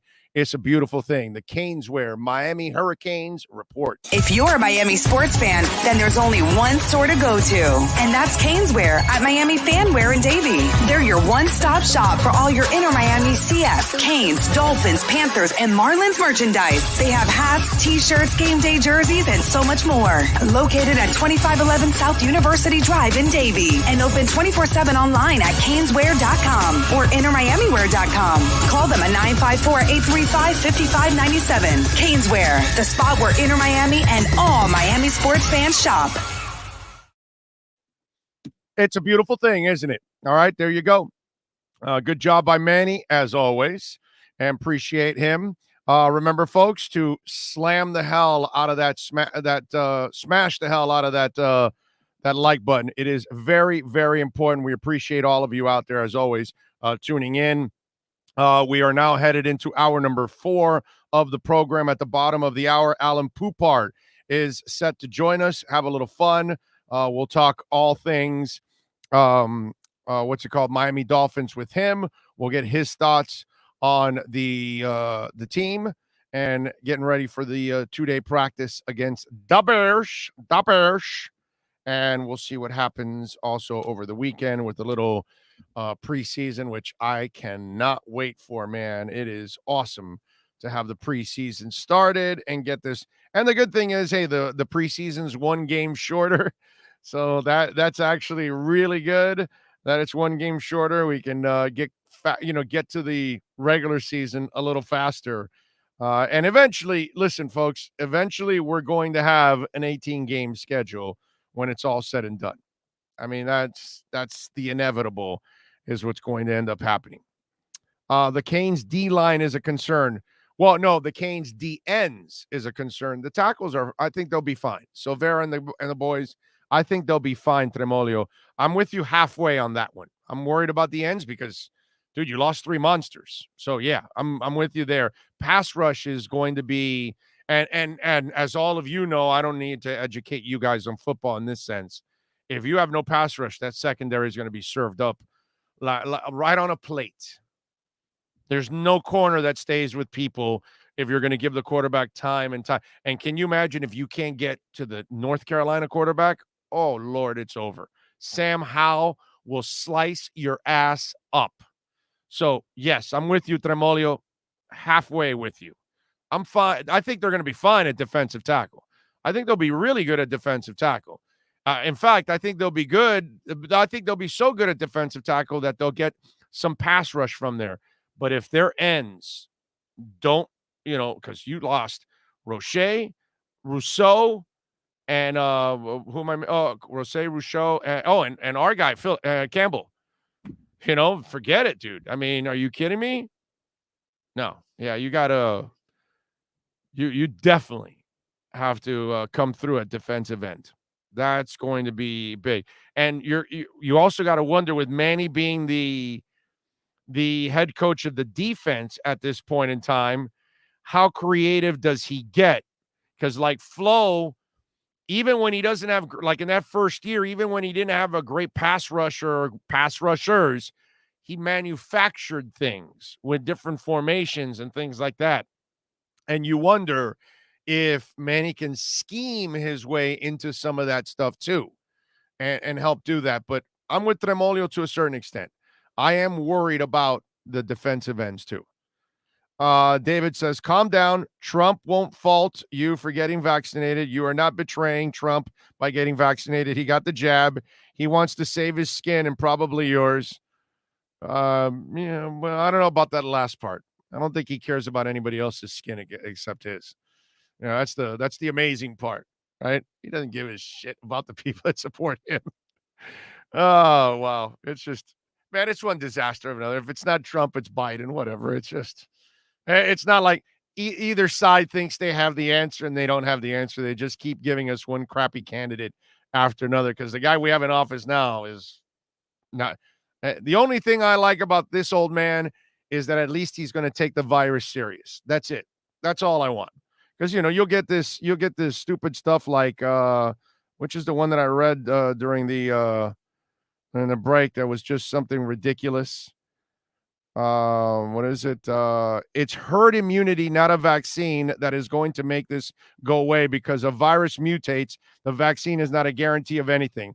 There's a snap hook with, you know, a really stupid and ignorant take because it took us decades to get rid of polio with a vaccine. And by the way, everything that it's mutated, the vaccine is fighting it. But of course, people like Snap Hook, you know, they're ignorant. They just follow other stupid people and then they don't vaccinate themselves. And then when they catch it, they end up dying. You know, whatever, bro. I mean, it's just Gene Simmons just said, why should I care if somebody unvaccinated gets the virus and dies? They're the dumb ones. And, you know, it's almost like, yeah, it's hard to argue with that point. It's cruel as hell to say, but it's almost, you know, it's like you see people now all over now. Oh, I didn't take it serious. I didn't take it serious. Oh, you people should take it serious. They're in their deathbeds. And now they're begging everybody else to take it. It's like, yo, dude, of course. And then this guy would, no, herd immunity. We just need people to die. Just let them die. Don't take the vaccine. No, it saves people. Why are we going to save people? No. Just let them die. You know, that's what this guy wants. You know, that kind of thinking, that's why we're in this hole. The Adam Shaheens of the world and the Beasleys of the world. I mean, you're not going to change. You're not going to change stupid. You know, you just can't change stupid. It's hard to change stupid. Stupid is what stupid is, and it's over. You know, I'd rather not take the vaccine. I'd rather catch the virus. Really? You know, but they come up with one thing or another, you know, because this guy or woman, Snap Hook, probably the same one that was saying, oh, no, they have magnets. Oh, no, they're trying to track you. Oh, no, they're trying to control you. No, dude, we're trying to kill a virus. Nobody's trying to control you. You know, it's like, so every government in the world got together and said, all right, let's control our citizens. Yeah, let's do that. Next thing you'll tell me, nobody's in space. Nobody landed on the moon.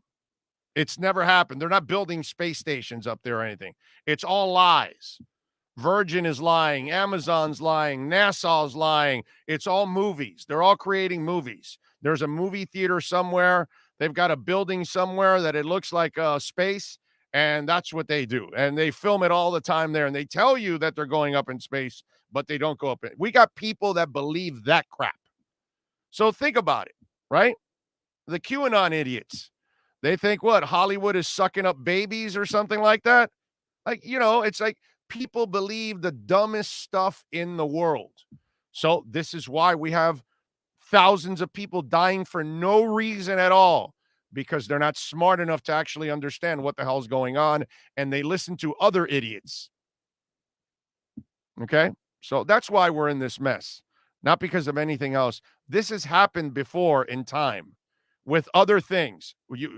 So this guy Snap Ass That guy would have rather had kids just die of measles. Why are we going to vaccinate kids? It'll mutate and all that. Stupid ass crap. Meanwhile, it's mutated, and the vaccines are proven to be working against all the mutations so far. That's it. And again, snap ass doesn't really understand that medicine is not 100%. Science is not 100%, because even the people that are 1,000 times smarter than us, they still don't know everything because they're learning every single day. But guess what? Their knowledge is light years ahead of ours. So what are we going to trust? You're going to trust some guy with orange hair? You're going to trust Rand Paul with his little perm? Come on, bro. If you're listening to idiots like that, then, you kind of get what you deserve. Okay? That's all. Listen to professionals. They know more than we do. They went to school. They're studying this stuff. They're watching it develop. Follow them, not us. Not some politician, not some guy in the corner, not some idiot that's screaming in a megaphone. Come on, dude. All right. Let's see. What else are we doing? Can the Dolphins hire Canes? That could be a huge advantage for both teams and players. Huh? What does that mean, Joe? You're confusing me. Can the Dolphins hire Canes? That could be a huge advantage for both team and player. Oh, you're talking about like NILs? Well, if the Panthers did it, I'm sure the Dolphins can do it. But the Dolphins don't need PR help, dude. They don't need people at their games, and they don't need people eyes on their team or anything like that. The Dolphins have plenty of buzz, bro. Dolphins in the heat don't need any help. The Panthers, the Marlins, they need help big time. Inter Miami, even though they're playing better, but, their stadium is more empty every game pretty much. They might need a little help too, because since they didn't, match the buzz that they created in the first 2 years, it's kind of lost a little bit of its sizzle, unfortunately. And they're going to be pretty mediocre again next year, unfortunately, because of all the cap issues. They need the help, not the Dolphins. So if that's what you're talking about for NILs. Now, I will say this. It would be cool if the Dolphins did it for the Canes the way I think it's American Top Team. Is that the gentleman that gave everybody $500? I like that. Because if the Dolphins show favorites to only a player or two, they have so much money and they can write this off, I'm sure, right? So I would do the same thing American Top Team did.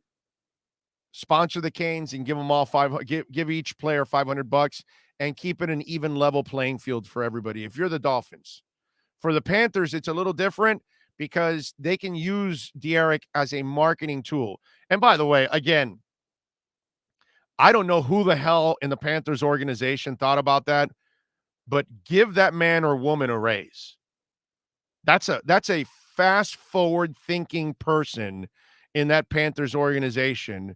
And you need to cherish that person because they've got some good ideas. That was a really good move, man. That was really good. Uber Beaner says, I don't trust the government.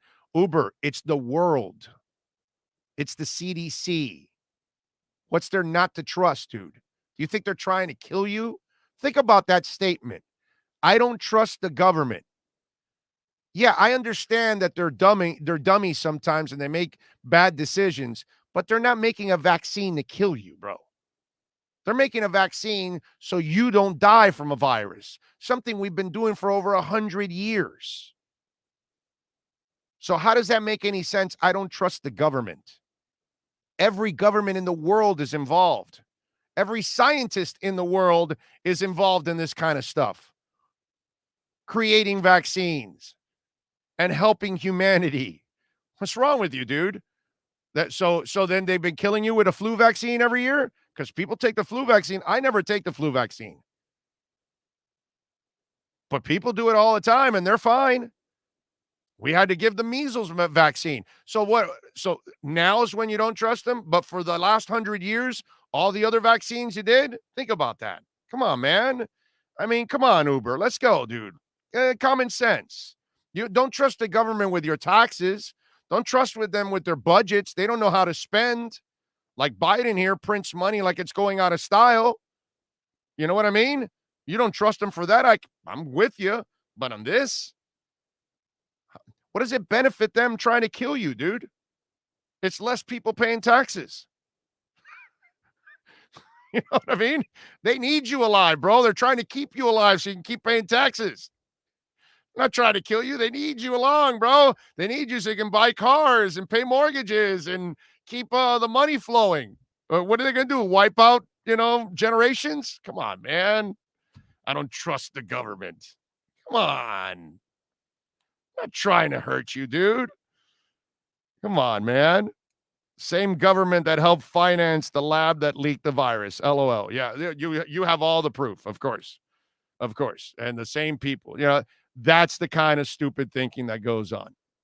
That's just ridiculous. Some of you just like, really, dude. Like, wow. You're also a QAnon, right? Is that what it is? So you got Tom Hanks in jail because he's killing babies behind the scenes? Is that what you're saying? Huh? Come on, man. I mean, just, have some common sense. That's all. Or better yet, smoke the sense. That might help you actually relax and say, man, I got to have the virus, man. That thing is a killer. And that's it. Even Cheech and Chong would figure it out. NorCal says, I'm about to have an attitude adjustment.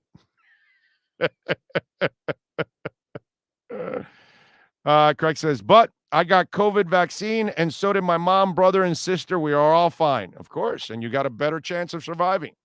Hey, look, the stat is all you need to know. 99.9% of the people worldwide dying right now are unvaccinated. That's all you need to know. Okay? That's the percentage you need to know. And if it's 98 or 97 or 95, it doesn't matter. The larger percentage of the people dying are the ones unvaccinated. That's all you need to know. And if you don't want to believe that stat, you think every hospital in the world's lying to you? Go check out Indianapolis. I guess every other government in the world is lying. I guess every other scientist that is working on this virus all over the world, because it's not just here. AstraZeneca, everything wasn't created here. It was created in different parts of the world. I guess everybody's lying. It's a big lie. It's a big, big lie. Yeah. That's all right. But don't worry. The Orange Man will be reinstated this month, won't he? I mean, if you believe that, you might have believed this too. What the hell? The guy who funded the research at the Wuhan lab is the guy now leading the charge against it. Well, maybe he should. Maybe he needs to make up for it. Why not? Whether it happened in the Wuhan lab or whatever, it was done. So, you know what? If you're showing some remorse and you're helping in killing it, why not? If you're a part of creating it, yeah, you should help out. It's the least you should do, if that's the case. But if you think, again, everybody dying is unvaccinated practically. That's all you need to know. If that's not enough for you and you want to keep believing bullcrap, go ahead and put your life on the line, bro. Astra is Swedish firm that teamed up with an Oxford U. The virus is a biological weapon. Yeah, exactly, Uber. I got you. Uber, I got you, my brother. You're a QAnon guy. You're the conspiracy guy. I've met you guys before. You probably don't think we go to space either. I got you, bro. I got you. Uber, I got you, my man. You're the conspiracy guy. You're related to Oliver Stone. I got you, bro. You good. Why do hardcore Trumpers not trust the vaccine when he helped create it? Also, I know way more Dems down here that don't want the vaccine than reps. Prove that they are stupid people on both sides. They are stupid people on both sides, Jonathan, but it's more on one side. Don't kid yourself, bro. Listen, the beauty of me is I don't give a shit about Democrats or Republicans. Okay? I don't give a crap about either side. So I laugh at both sides because both sides are so stupid that they see the far left and the far right screwing them over, and they're not smart enough to get out of the way and crush those idiots. Because those are the real idiots, all the far left and all the far rights. We get rid of them, we'd be nice and fine. All right? And it's mostly Republicans. Don't kid yourselves. Okay? Maybe, Jonathan, you're Republican, and so you got to try to stand for your side. That's the other thing here. It's like, man, some of you will go down with your party no matter what. You got people on the Democrat side that they'll think that Biden's the greatest thing since sliced bread. And you just voted a stinking goofball in the office. And then the other side, they actually think Trump is actually, the guy that says, all kinds of disgusting things like, there's great people on both sides of Charlottesville. And yeah, Proud Boys, stand down, stand by. Yeah, and all those people were loving on January 6th. Those were loving people. That was a loving audience that was killing cops. Yeah, no, of course. Yeah, keep believing, bro. Keep believing. And, this is it's amazing. Some of you will go down with your parties no matter what they're doing, bro. You'll defend Cuomo and you're a Democrat, and it's like you'll defend what's going on in Portland and Seattle. And if you're a Republican, you'll defend the idiot in Texas, the idiot here in Florida. It's like, man, what's right is right and what's wrong is wrong. Doesn't matter what side you're on. But whatever, it is what it is. At this point, does it matter where it came from? It's killing people, and there's a way to keep from dying. A vaccine. Exactly. Doesn't matter where measles was created. Let's save our kids. Doesn't matter where polio was created. Let's save people. That's all. There's nothing wrong with that. Roy says, how about some sports? Hey, Roy, have you just tuned in? Because this has just been for a couple minutes. It hasn't been for 3 hours and let's say 15 minutes. So what can I tell you, bro? And we've talked plenty sports, tons of sports. But if you get me started on this, I'm going to give you my opinion. Now, whether you can handle it or not, you might be a little sensitive Democrat, or you might be a little pathetic, Republican, that you can't handle a little shot at each side. I'm sorry. Then don't listen. Don't watch, because I'm going to take a shot at both sides, because neither side's got it right. That's the best part. Democrats think they know what the hell they're doing, and Republicans do too. And they're both clown shows. Doesn't matter which all the parties do is give us one shitty candidate after another every 4 years. Thanks. Appreciate it. Anyway. All right. I'm done with that. Did you guys see Barstool Sports wants to get into MLB? And let me tell you something. As a guy that I love baseball, we rarely talk about it on this show. I want to talk a little Marlins, but unfortunately we couldn't get in contact with Jordan today. He's out in San Diego. And while I love baseball, I know baseball is going into the complete crapper. I mean, it is absolutely losing all of its steam. And they are not getting younger people involved in it. It's been a rough go for baseball. And they're dumb. They don't know how to market their sport. So now Barstool is talking about broadcasting MLB games. And remember, there's a younger audience that is there with what's it called? With Barstool. And so now the story is Barstool has been expanding their brand, and now they may have a deal with Major League Baseball to broadcast games during the week. Barstool announced that they will now have the rights to their very own College Bowl next season. And they say, we really believe that what we can do is take the best of traditional broadcast and take the best of traditional sponsorship and do both in a brand new way, says Barstool chief Erica Nardini. We think we can bring new fans. We know we will bring a level of energy, and we'll cover the game in a way that's completely unique and uniquely Barstool. Now, it's being reported that Barstool is in talks with Rob Manfred and Major League Baseball to broadcast the games in the future. Major League Baseball and Barstool have had significant negotiations about having national midweek games on the site's platform. The Post has learned the discussions are what Barstool founder Dave Portnoy was referring to last week when he mentioned his company had talks with major leagues. MLB and Barstool potentially could team up to create a new type of broadcast with a focus on in-game gambling, which is really smart. The talks have started recently, and while they have picked up steam, an agreement is not yet certainty. One source deemed it as 50-50. This is a great move for baseball.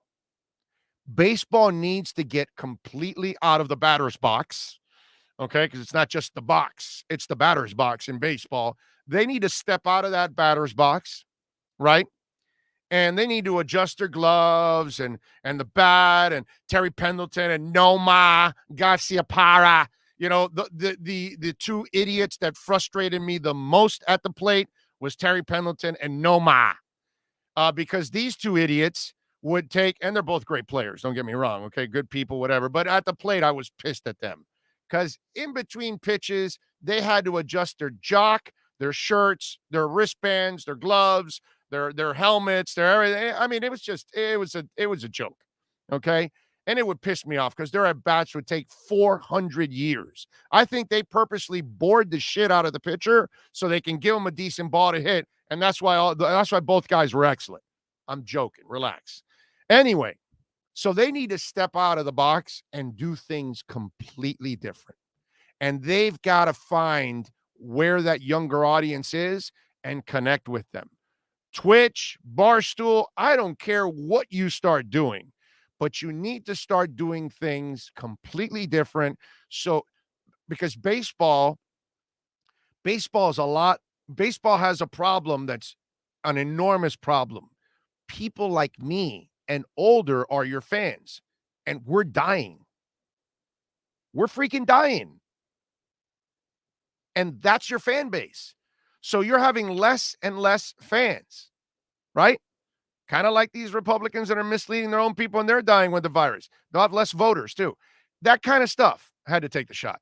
Anyway, so this is a great idea on their part. Fantastic idea. This is a way you get younger. I don't know if it'll succeed, but God bless you for trying, dude. You got to at least try to do this and improve the image of your sport and improve the demographics of your sport. Like right now, we're going to talk pretty soon here with Alan Poupart in 2 minutes here. We're going to talk some Dolphins football. And he's a big baseball guy. You see him, he comes on with an Expos hat all the time. He loves baseball just like I do, but we're older guys. We're not the people you need to go after. We already watch your damn sport. Hell, I told you earlier, I love watching how Lewis Brinson's getting out of this with the Marlins and how he's up to 268. I'm so impressed with the young man because most people that have failed as much as he has, they never come back from it. And it's awesome to watch him come back. So I enjoy baseball. You don't need to sell it to me. But the Barstool deal, I love, man. This is a great idea on their part. Whether you like Barstool or not, whatever, because Barstool's not for everybody, and I understand that. But a lot of young people like Barstool. They have an enormous audience already. They've built up one hell of a following. It's a niche that, God bless them, they knew exactly what needed to be done. And while it was vulgar at times and edgy and all that stuff, and it turned off some people, you know, obviously Sirius sticking with them and all of that, they have built up a monster and a cash cow on top of all of that. So now they're going to have their own bowl game. They're going to be talking, you know, possibly with Major League Baseball to get a game going. Smart move by Major League Baseball. This is a start of something that I hope they're able to build on because I would like to see baseball come back. I would like baseball to become, again, because I believe it's actually a niche sport now. Seriously. I know seam heads won't tell you that, and they'll try to tell you about the numbers and this and that, and it's a bunch of BS, bro. Most people don't care about baseball anymore, and young people don't give a crap about baseball anymore. And even old people like me are turned off. I am to a certain extent also, by the way, with the strikeout home run thing about this game. I hate that too. Hate it. Can't stand it. So I would agree. You know, I just think this is a really good move on baseball's part. You got to try something new. Maybe it works. Maybe it doesn't. But if it works, that'll be a monster move on their part. And they'll be able to bring back actually younger people to that sport, which is desperately needed overall. Don't forget, folks, You can reach out to us on the YouTube chat board, which is always active. Twitter, Big O Radio Show. Email, Big O Radio Show. No, I'm sorry. Twitter's Big O Show. Big O Show on Twitter. Got it confused with the email and everything else. Big O Radio Show at yahoo.com on email, and Cash App and Venmo. You can also make a donation there. It's Cash Big O Show is the address. That's Cash Big O Show is the address. Let's see. What else do we have here? Baseball has gotten boring. Love what they do in the Olympics. You have 20 seconds to pitch. Yeah, I'm with you. Let's see. What else do we have here? Hunter Long injury is not season ending per Joe Shad. Good news for the kid. Oh, I did not see that. That's very good. But what is it? What did the coach say? Because I'm sure that's what did the coach talk? Well, you know what? They're off today. He may not be talking. So that may just be a breaking story from Joe Shad, I guess, if that's who you got it from. Let's see. There we go. Oh, look, the Dolphins are showing that they're taking off now to Chicago. About that. Okay, I'm looking at the Dolphin Wire here to see if I see that post from Joe Shad. And I will try to find it there. Let me see here. I'm going to pull up Joe Shad. I spoke with one source who said Dolphins tight end Hunter Long's injury is not believed to be season ending, so it does sound as if it may not be as bad as it appeared when Long was carted off with a lower body injury on Sunday. Okay. There you go.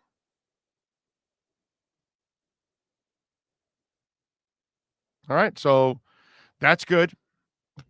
I don't know how long. Maybe it's a hyperextension. Maybe it's a sprained knee. Maybe it's bone bruise. I don't know what's going on. We gotta see what it is, and then we'll know how long Hunter is out. No pun intended.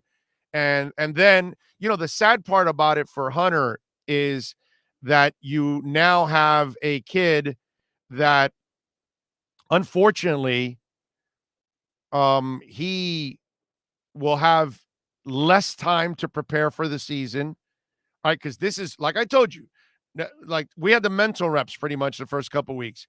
Now the football starts tomorrow where they're hitting and they're playing against an opponent, and it's going to be much better.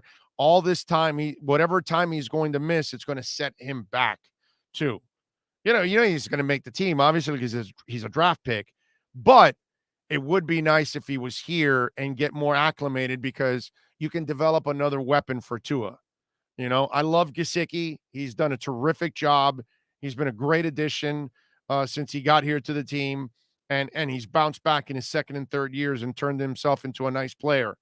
But I really would have liked that Hunter Long, because I told you guys this, and, you know, maybe the anti-vaxxer Shaheen can, you know, be an impact player, and he's done actually he's been a really nice contributor overall. He's been a good trade by Chris Greer, because they picked up a kid that, you know, can help out in a big time way. So it would be nice to have Hunter there so you can develop another weapon for Tua, because I want Tua dropping back and having as many weapons as possible so the Dolphins can be at their best. Plus, you start grooming Hunter to become, you know, a guy that can become a bigger part of your offense, you know, down the line. There you go. Did you see their facilities? I don't know. Who you talking about? You talking about the Bears? I have no idea. Herman says Alan Poupar wrote on his Twitter account, they are in Chicago now. Yep. Well, I think he wrote already here, because he's already in Chicago. You know? I am going to touch base with him, because I'm hoping we can get him on.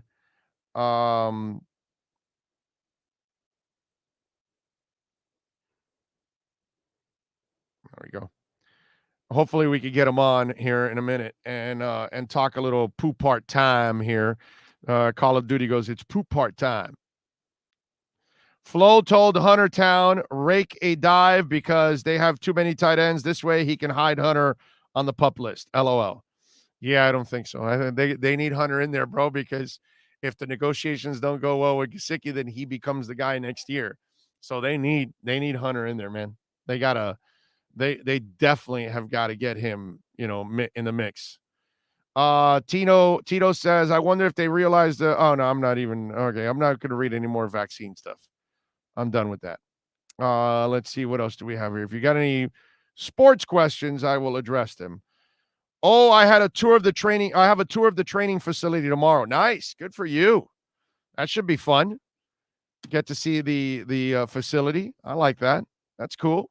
It was nice. I will say, I got to admit, it was nice. I watched it. I was there on Saturday for the practice, and it's a really nice facility. I didn't go inside, but it looks like a really, really nice facility overall. They did a really good job, and obviously putting it there next to the stadium, convenience.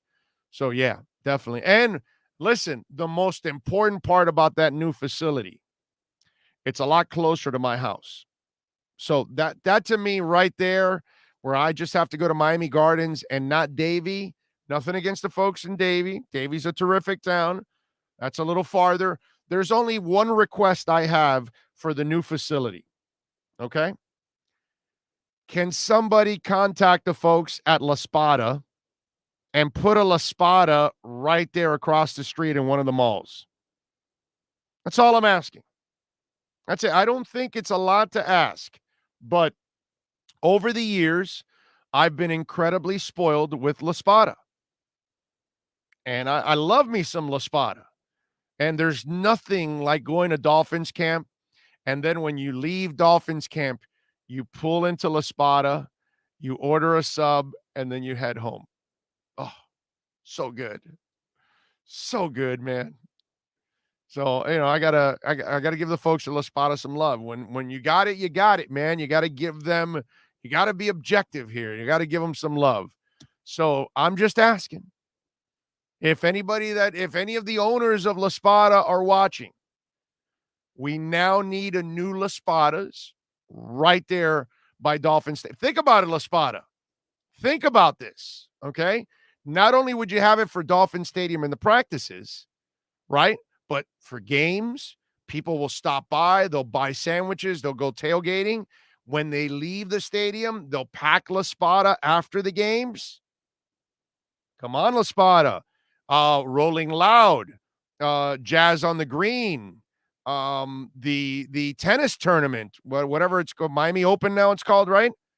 All of these events, my man or woman, I don't know who owns La Spada. But there you go. I've laid the groundwork for you to have an incredibly successful business. You know how much business goes on in that stadium? The Green Day concert. I just went for the Green Day concert. You know what I would give to have La Spada right next to the stadium for that Green Day concert? It would have been awesome. Sit in the car, enjoy a La Spada, feel good, get off, go to the stadium, go watch the concert, sitting, feeling great because I had a La Spada sub. So I've had that tradition in Davie, going to Dolphins camp and La Spada. I would like to keep that tradition. I think there's a lot of you out there that are with me on this tradition of Dolphins camp and La Spada. It's a combination that, it's hard to beat. Big O, does the O-line still concern you? Chris, have you been listening to the show? I'm not concerned at all. They haven't played football yet. We've been talking about that already. To me, none of this matters. None of the talk that's gone on. They're not hitting yet. They've played in pads 2 days. The next couple of weeks, now we'll get to know more about what's going on. Right now, I'm not panicking. Oh, you haven't joined my fantasy league. Oh, you know what? I'll do that today. All right. I saw the email you sent me. You sent it to BigORadioShow@yahoo.com. I will sign up today. I promise you. Tonight when I'm relaxing, I will sign up. Okay. All right. So Alan Poupar is waiting for his rental. He's at the airport. I think what we're going to do is I think we'll do the segment tomorrow. Okay? I think we'll do it tomorrow, and we'll do it early so I can get him early, and maybe this gives him more time to get a little more information because, ladies and gentlemen, I've been talking for nearly 4 hours. And, it's not like I do regular radio where we have 25 minutes of breaks and updates and all that stuff. And, hey, let's bring on the update guy and let's stretch it for 10 minutes for an entire segment and BS. I don't do any of that kind of stuff. You know what I mean? I can't do any of that stuff. That's just not, there's no substance in it. So, unfortunately, I think I'm going to have to wrap it up here on the show. And, I don't know what else I have here that I don't really have anything that I can really, I've got some things, but it's not big. It's not big overall to talk about. So I appreciate all of you as always. Thank you for keeping it locked here on the show. We will see you tomorrow, same time, same place. Same bat channel. You all have a great one out there. When you need your warehouse looking good while staying efficient, there's only one place to find the finest racks in the business. Pallet Rack City in Hialeah. 305-424-8547. That's 305-424-8547. Pallet Rack City is the company you need when you want your warehouse sporting the finest racks in the business. After all, who doesn't love a great rack? Pallet Rack City. 305-424-8547. That's 305-424-8547.